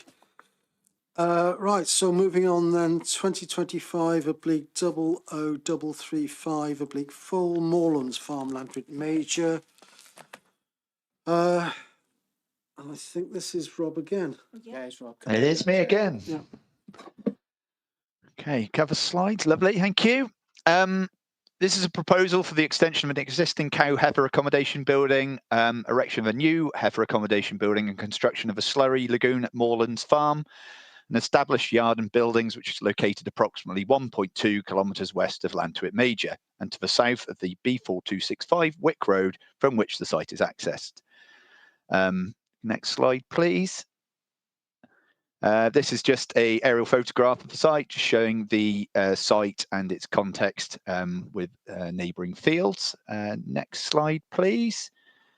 The existing building on the site, which is proposed to be extended, measures circa 27.6 metres long, 24 metres wide, and 6.8 metres high. And you can see it on the right-hand side of the photo here. Just to the left of that is a part of the existing yard area where the new building is proposed to be. We'll get onto that bit in a moment.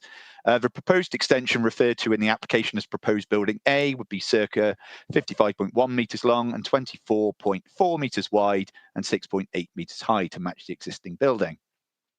The proposed extension would therefore roughly triple the floor space of the existing building and be to the southwest of the existing barn, beyond the existing yard area in the area shown on the photo.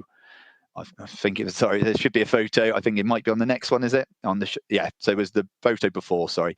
The new building is going on this area of land here, which is part of the yard where you can see the pooled water. You can see the barn to be extended in the background to the left-hand side and another existing barn to the right. Next slide, please, Liam.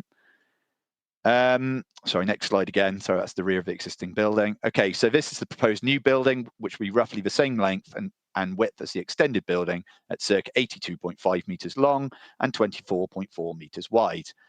Slightly taller with a ridge of circa 7.4 metres. Next slide, please. So this is the site layout showing the general arrangement. The darker kind of red pink area shows the extension to the existing barn. The pink area showing the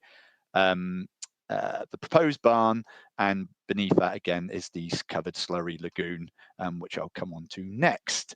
The slurry lagoon would be located to the south of buildings A and B and extend the existing yard area. The lagoon would be 80 metres long, 20 metres wide and 3 metres deep, with circa 2,054 cubic metres working capacity, which the submissions details would provide the farm with 6 months storage of slurry in accordance with best practice. As aforementioned, the proposed development rates to an existing established working farm, and the new buildings and slurry lagoon would be located adjacent to the existing farmyard and buildings.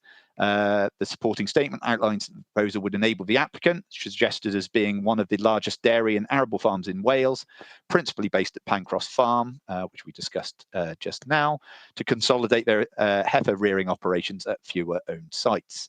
The farm breeds its own heifers to improve genetics and to minimise the ongoing threat of bovine tuberculosis. The submissions detail that current heifers raised at the site are moved to rented buildings and parcels of land near Wenvo. However, it is stated there is no security of tenure, and by providing this accommodation, it would increase the efficiency of a wider farm unit, for example, by simplifying feeding, care and transport operations. In general terms, the provision of enhanced agricultural accommodation is supported within the relevant planning policy framework, including within the LDP and Planning Policy Wales, including paragraph 5.68, which supports developments to assist in changing farming practice and welfare legislation. It's therefore considered to be justified and appropriate in this location.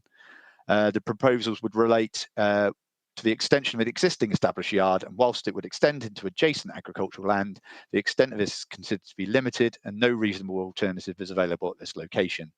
The officer report provides an assessment of the salient matters, including visual impact, which is considered to be viewed in the context of existing agricultural buildings and not have an unacceptable impact on the surrounding area. Correspondence was received with regard to concerns to potential odours from the buildings and lagoon.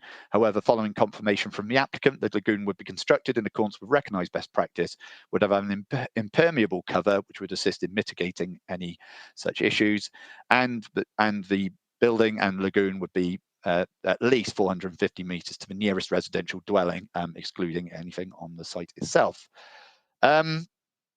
This separation is considered to suitably limit any potential odour nuisance arising, and shared regulatory services have raised no objection in this regard, or indeed from noise arising from the proposals.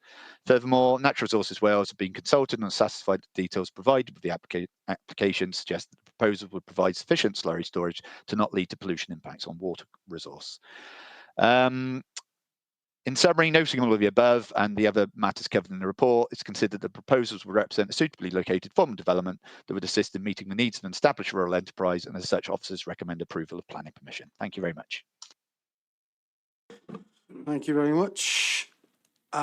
We don't have a speaker on this.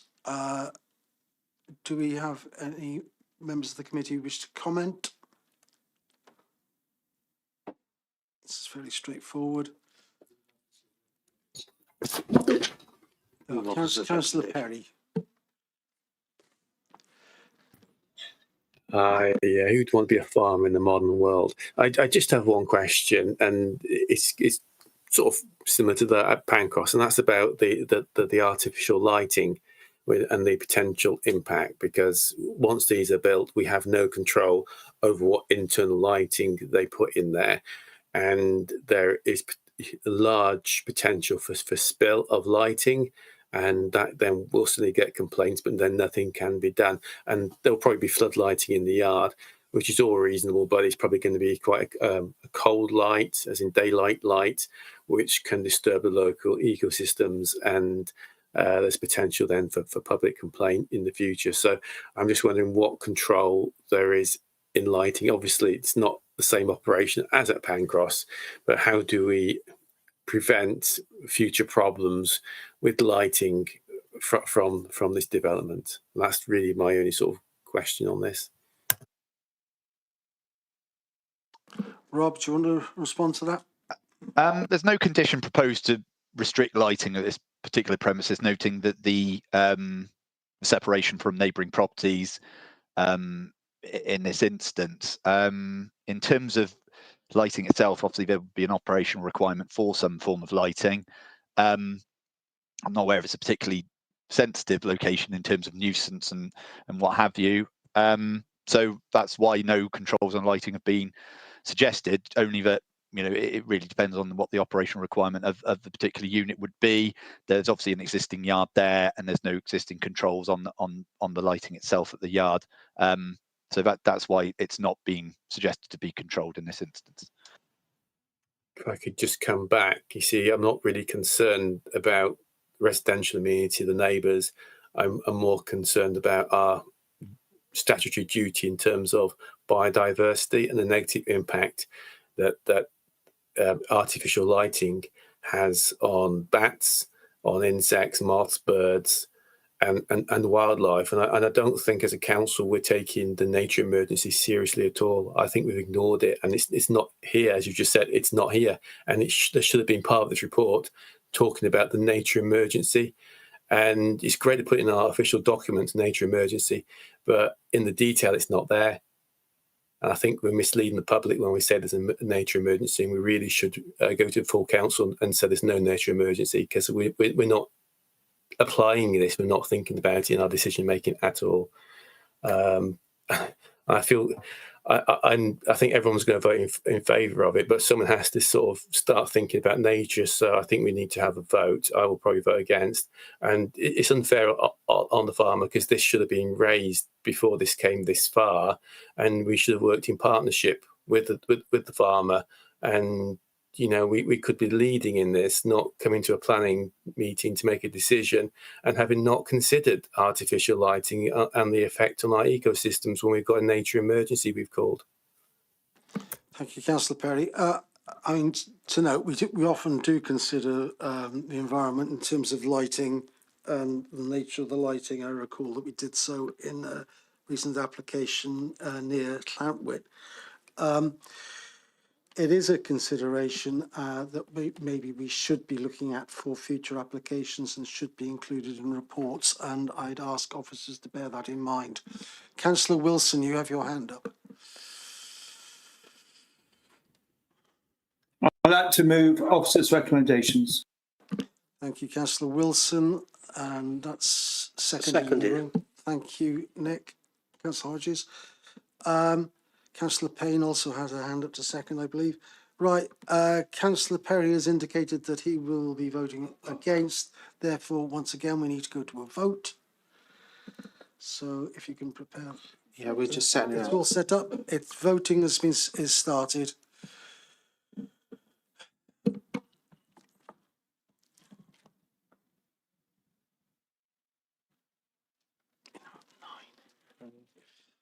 Abstention. Is that it? 11. I think that's it. Yeah, Yeah. that's it, yeah. Yeah. Of the votes, we have 9 for, 1 against, and 1 abstention. So the officer's recommendations are supported. Thank you all on that. We now move on to the final application for today, which Just bear with us, Chair. We're just getting Councillor Williams back on. yeah.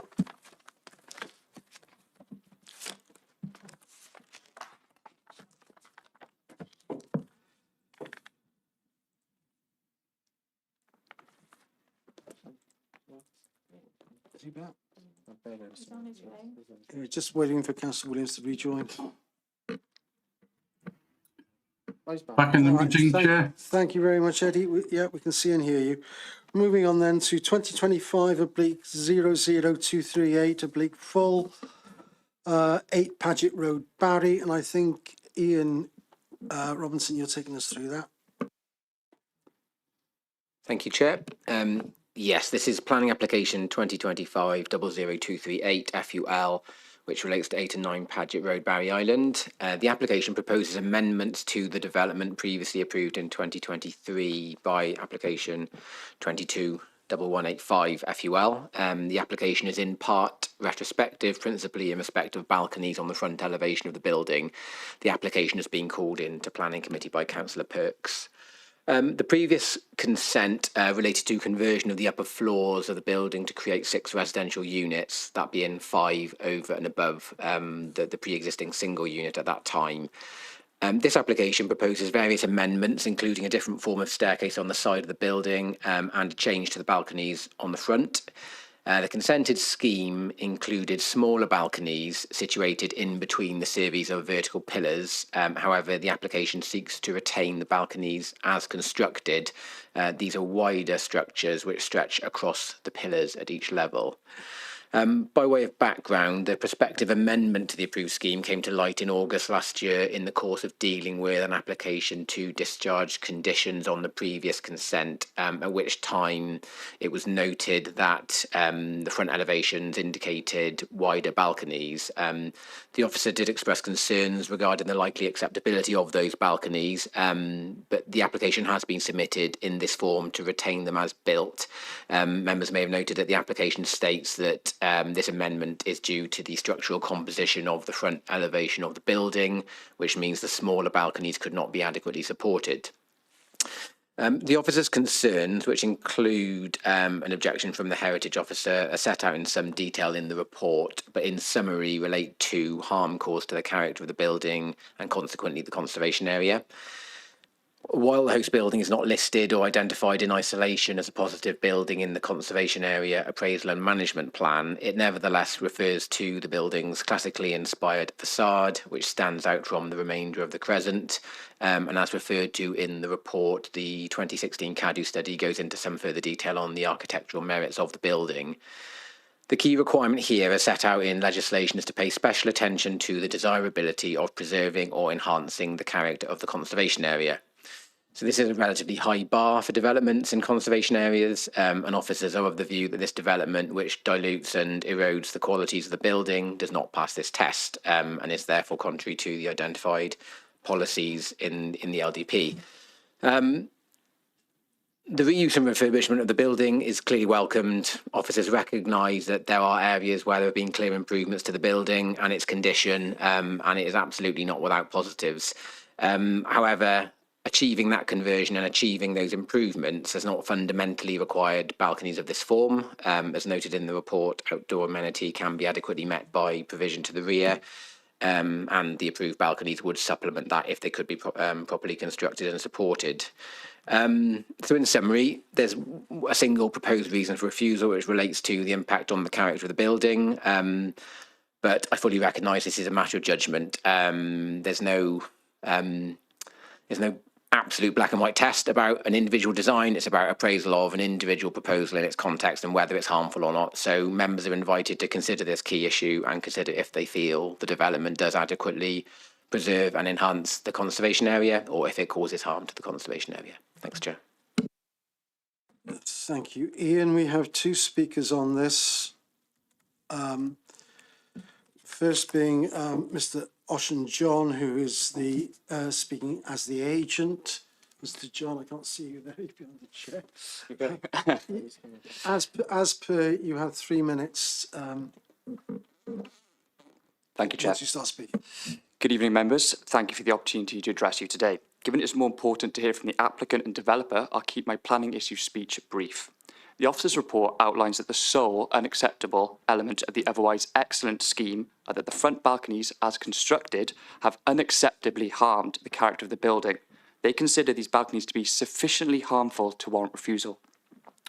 First and foremost, this is not a listed building. The design principles and requirements the proposal must therefore adhere to and meet are not as strict or exacting. Moreover, whilst the building is in a conservation area, it is set and seen amongst the seaside amusement facilities. Secondly, the revisions to the front elevational balconies are as a result of post-permission construction stage findings and limitations. These revisions are therefore not a desire or a blatant disregard for the approval obtained. These are unforeseen and, albeit not untypical, circumstance arising from the construction as opposed to planning stage of the project. Detailed justification and reasoning has been provided by qualified independent structural engineers in their structural statement. The design of the previous approval could not and cannot be implemented. This position was communicated to officers despite their assertion in the report that it was not. Officers agree with the findings of the structural report. Nevertheless, the balconies are of the same high-quality, minimalist, cantilevered contemporary design, consistent with the approval. The overall frontage of the building continues to be considerably enhanced by the development. I respectfully ask members to compare the before and after photos of the development on pages 210 and 211 of your report, placing these immediately side by side if possible. These clearly evidence the considerable investment in the refurbishment of the building and the resultant enhancement of the setting of the conservation area. The development has not unacceptably harmed the character of the Mary Friars building, and it is not significantly harmful to the character of the Mary Friars building. The works retain the vertical appearance of the building, not least in association by the considerable other works, such as the improved signage on ground floor level and the removal of the white UPVC panelling. Put simply, this scheme as a whole would not have been recommended for refusal simply and only as a result of the difference in the balconies, a position you are effectively invited to endorse here. This view is fully supported by a number of councillors who, as you'll note from the report, disagree with the views expressed by officers. They find this an excellent proposal which improves the building as well as enhances the appearance of the conservation area. For all these reasons, I respectfully request you approve the application contrary to the officer's recommendation. Thank you very much for your time. Thank you, Mr. John. Do we have any members with points of clarification? Helen, you have your hand up. Is this a point of clarification? Councillor Payne?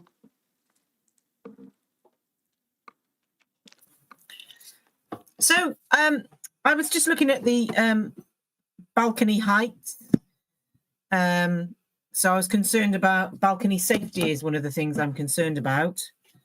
So I was wondering about the safety aspect, really.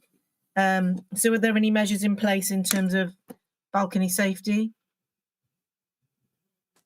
Chair, I think it would maybe be possible to divert that question to the developer after he's spoken, perhaps, rather than me, who's better suited to answer that.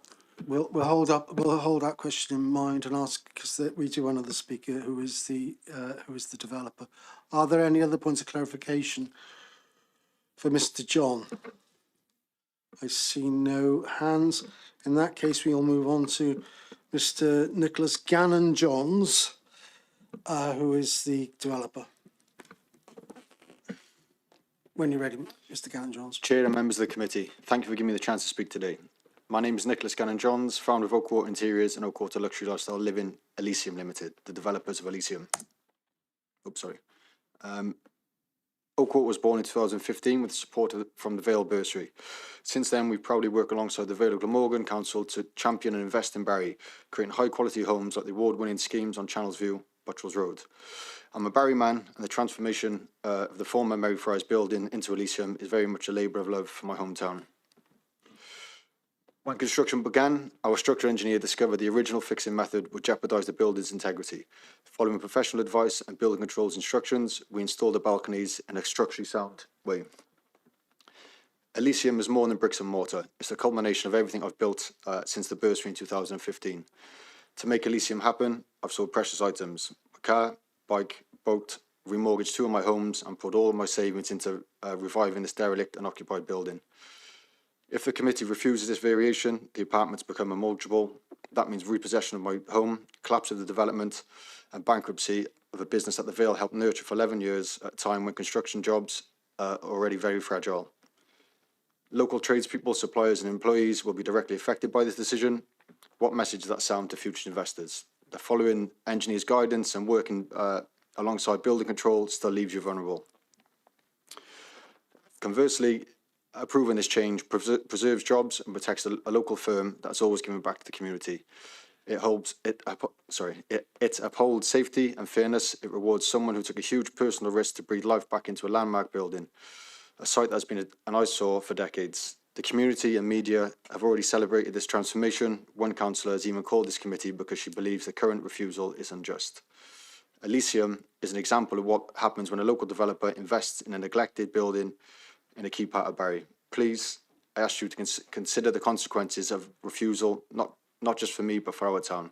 Approve the variation so these homes can be mortgaged, occupied, and enjoyed as intended. Let's champion the success story of a regeneration instead of watching all our hard work unravel and the site slip back into neglect. Thank you for your time. Thank you, Mr. Gannon-Johns. If you just stay there. We have already one point of clarification that was raised for your colleague, Mr. John. Could you reply to Helen? Thanks. So it was the safety of the... It was the safety. It was the nature of the safety mitigation on the balconies. So obviously the balconies... It's not clear from the photograph. The balconies have been obviously built to regulations.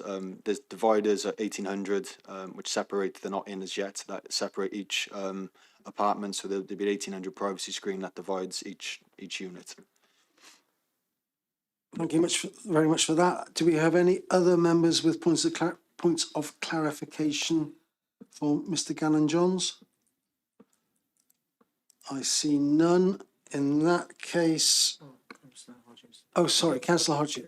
Yeah. We have no more points of clarification. We'll move to the discussion, and Councillor Hodges, you have your hand up first. Thank you, Chairman. As a local member, I've taken an interest in this. I think everyone on committee knows that I have a bugbear about heritage, especially in this town, and I like to think that I have my own sense of style. This building is 100 plus years old. It's had a number of uses, like many buildings of that age in our town, and now it's got a new use, luxury apartments to a very high standard. I have to say that being part of the marine conservation area, I have to look at another application that will be still out there, not yet decided, and is a listed building. That's the toilet block, which will be fundamentally different and have a fundamentally different change from toilets to effectively restaurants and eating places. It will look very different, and I think it needs to have quite a change to it, and I am minded not to oppose that in the future. I'm quite excited about it. So change is sometimes good. I have no real concern about the scheme as built. I think Ian Robinson is right. It's a matter of opinion or even taste. I will have no compunction about voting to allow this application as built. Thank you. Thank you, Councillor Hodges. Councillor Ernest, your hand is next. Thank you, Chairman. Can I just draw members' attention to the recommendation, officer's recommendation on page 223. I'm not too sure whether members got a little bit weary of reading over 200-page report and maybe they didn't necessarily read this. This is your, or these are your officers saying that the proposals have unacceptably harmed the character of the Mary Friars building. This building makes a positive contribution to the character of the Barry Marine Conservation Area and is one of its most prominent buildings. And goes on to talk about the council's duty under section 160 of the Historic Environment Wales Act, which the proposal failed to preserve the character of the Barry Marine Conservation Area and is contrary to policies SP1. Chairman, I sometimes wonder whether members get carried away by proposals which completely override the principles of looking after the heritage of their towns. The Barry Island Marine area is very large, very important, and very characteristic of the way the town of Barry was developed during its prime years in the late 1890s and early 1900s. I think that if you allow this proposal go ahead, you are actually changing the nature of not only this building, but possibly other buildings that our learned councillors referred to a moment or two ago. So, Chairman, I'm going to say we should support our officers. They put forward a strong recommendation backed up by strong facts and strong reasoning. And for that reason, I'm going to move refusal of this application. Thank you. Thank you, Councillor Innes. Councillor Payne. Thank you, Chair. You know, with the balcony safety being considered, I'm in favour. I do not think it changes. I think they're glass. I think if they were anything else, then I'd have an issue with it. But if you look at the original building, it's changed since then. It was pillared and it was open and there were larger windows. So it's actually changed in its original form. I love Art Deco anyway, and I do not think it changes the character of the building. So I will be voting against officers' recommendation on this. I think it's fabulous and a brilliant addition to Barry. Thank you, Councillor Payne. Councillor Perry, you have your hand up next. Yeah, looking back at the history of this planning committee, I think officers like me to vote against them because then they tend to get their way, and if I vote for them, then they seem to lose the argument. I'm looking at this. I'm looking at the three photographs. I've got them here in front of me now. I'm scrolling through them, and what was there before was pretty awful. The street scene in front of the building is awful. You know, the cars, the vans, it does. I mean, it's a conservation area. What, you're joking? There's no aesthetic merit to that part of Barry Island. It is a mess. It is, you know, and it's a conservation area. I didn't realise. I just found out. So I pay no heed to the developer, and I wish he, and Councillor Kay's not here to admonish him for doing this retrospectively. It would have been better to come up front. But what I see, and I'm looking at the proposal, the drawing of what was proposed, and that looks pretty awful. And what we've actually had delivered is significantly better, so long as that banner disappears off that transparent balcony. So I believe that I will be voting against officers on this occasion, and you know, that we need to enhance Barry and Barry Island, because that building is lost.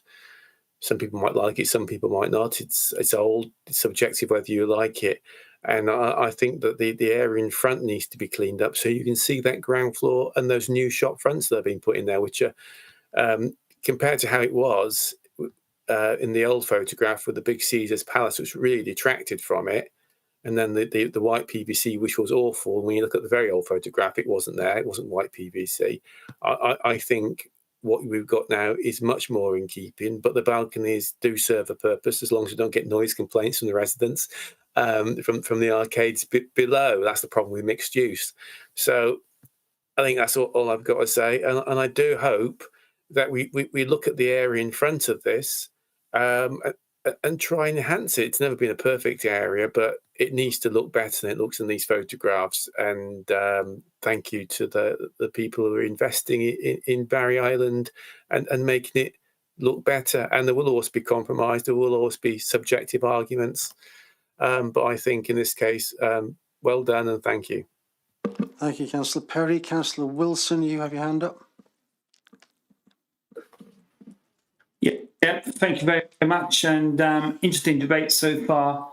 I mean, I'm very much, it's quite even one way or the other. I mean, if you look at the picture on page 221, that's perhaps something that we would have wanted now, but we haven't got that. We've got to look at applications as they are now proposed. And I think the proposed application is better than what we got at the moment. And we've got to be realistic in this world. And I think, there's no one else looking to do what it says on page 221. And I also think that's something that everyone should be aiming for. That's not what we got in front of us. So I'm quite willing to go with the applicant here and refuse, and go against officers on here, but it is very marginal. Oops, thank you, Councillor Wilson, on that. Councillor Hodges, you wanted to come back? Thank you, Chairman. Only briefly, I understand what's been said by Councillor Ernest, but if you look at the picture of the scheme as is now, you have a burger bar, an amusement arcade and a seaside rock shop beneath it. Now, that might be seaside heritage, but it's not exactly the sexy building that we now have above it. And for the sake of balcony construction, I think it's so marginal, and I think there's already been the explanation of why it's been changed from original plan. I see no issue with this, and I wish the applicant all the best with it, because I think it's a vast improvement to that area of the island. Thank you, Councillor Hodges. We have a motion to approve officers' recommendations that has not yet been seconded. Do we have anyone who's willing to second that?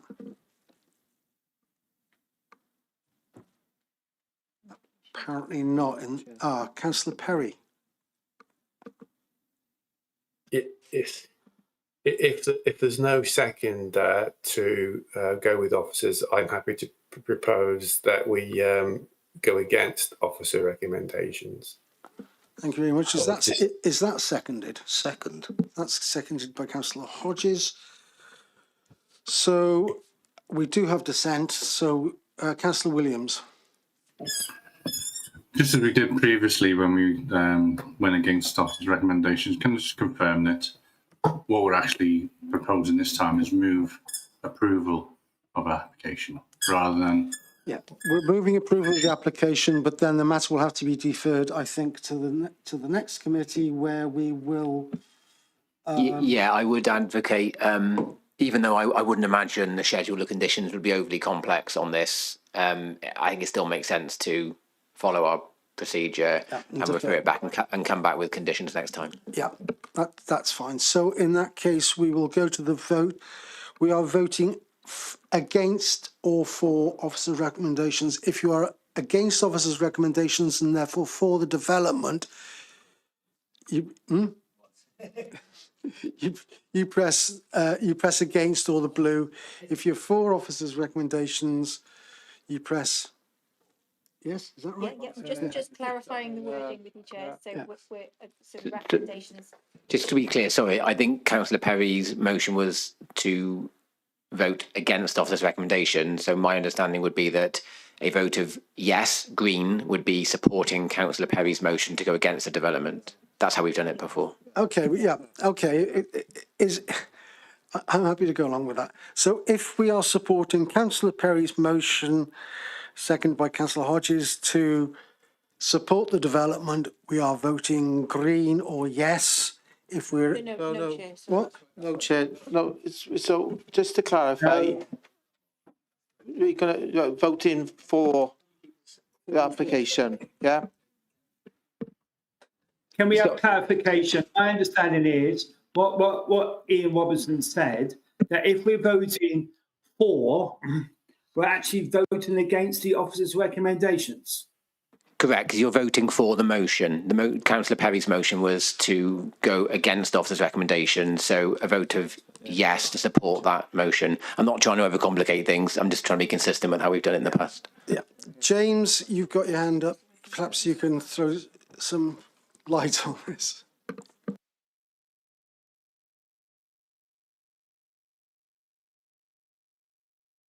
Sorry, James, you're muted still.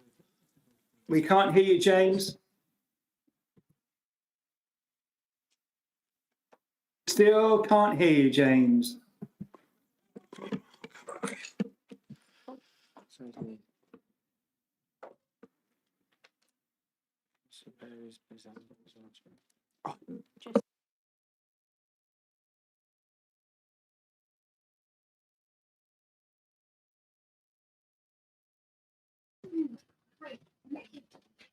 There you go. James, do you want to speak now? Can you hear me now? Yeah. Yeah, so I think Ian's correct in that Councillor Perry has a motion to go against officers' recommendations, which would be to approve. So if you voted for the motion, you'd be voting to approve. But I think, as Ian said, I think what would probably be preferable is a motion to defer so that we can bring it back next time with a schedule of conditions for approval. Yeah, I understand that. I think that in the discussion we agreed that if this is supported, if the application is supported, we will defer, and that's part of what we're saying. So we can carry on to the vote. If you are for Ian Perry's motion and for the development, you are voting for or yes. If you're opposed, you vote no and against. Okay, vote has started, Chair. Vote starting now, committee chair.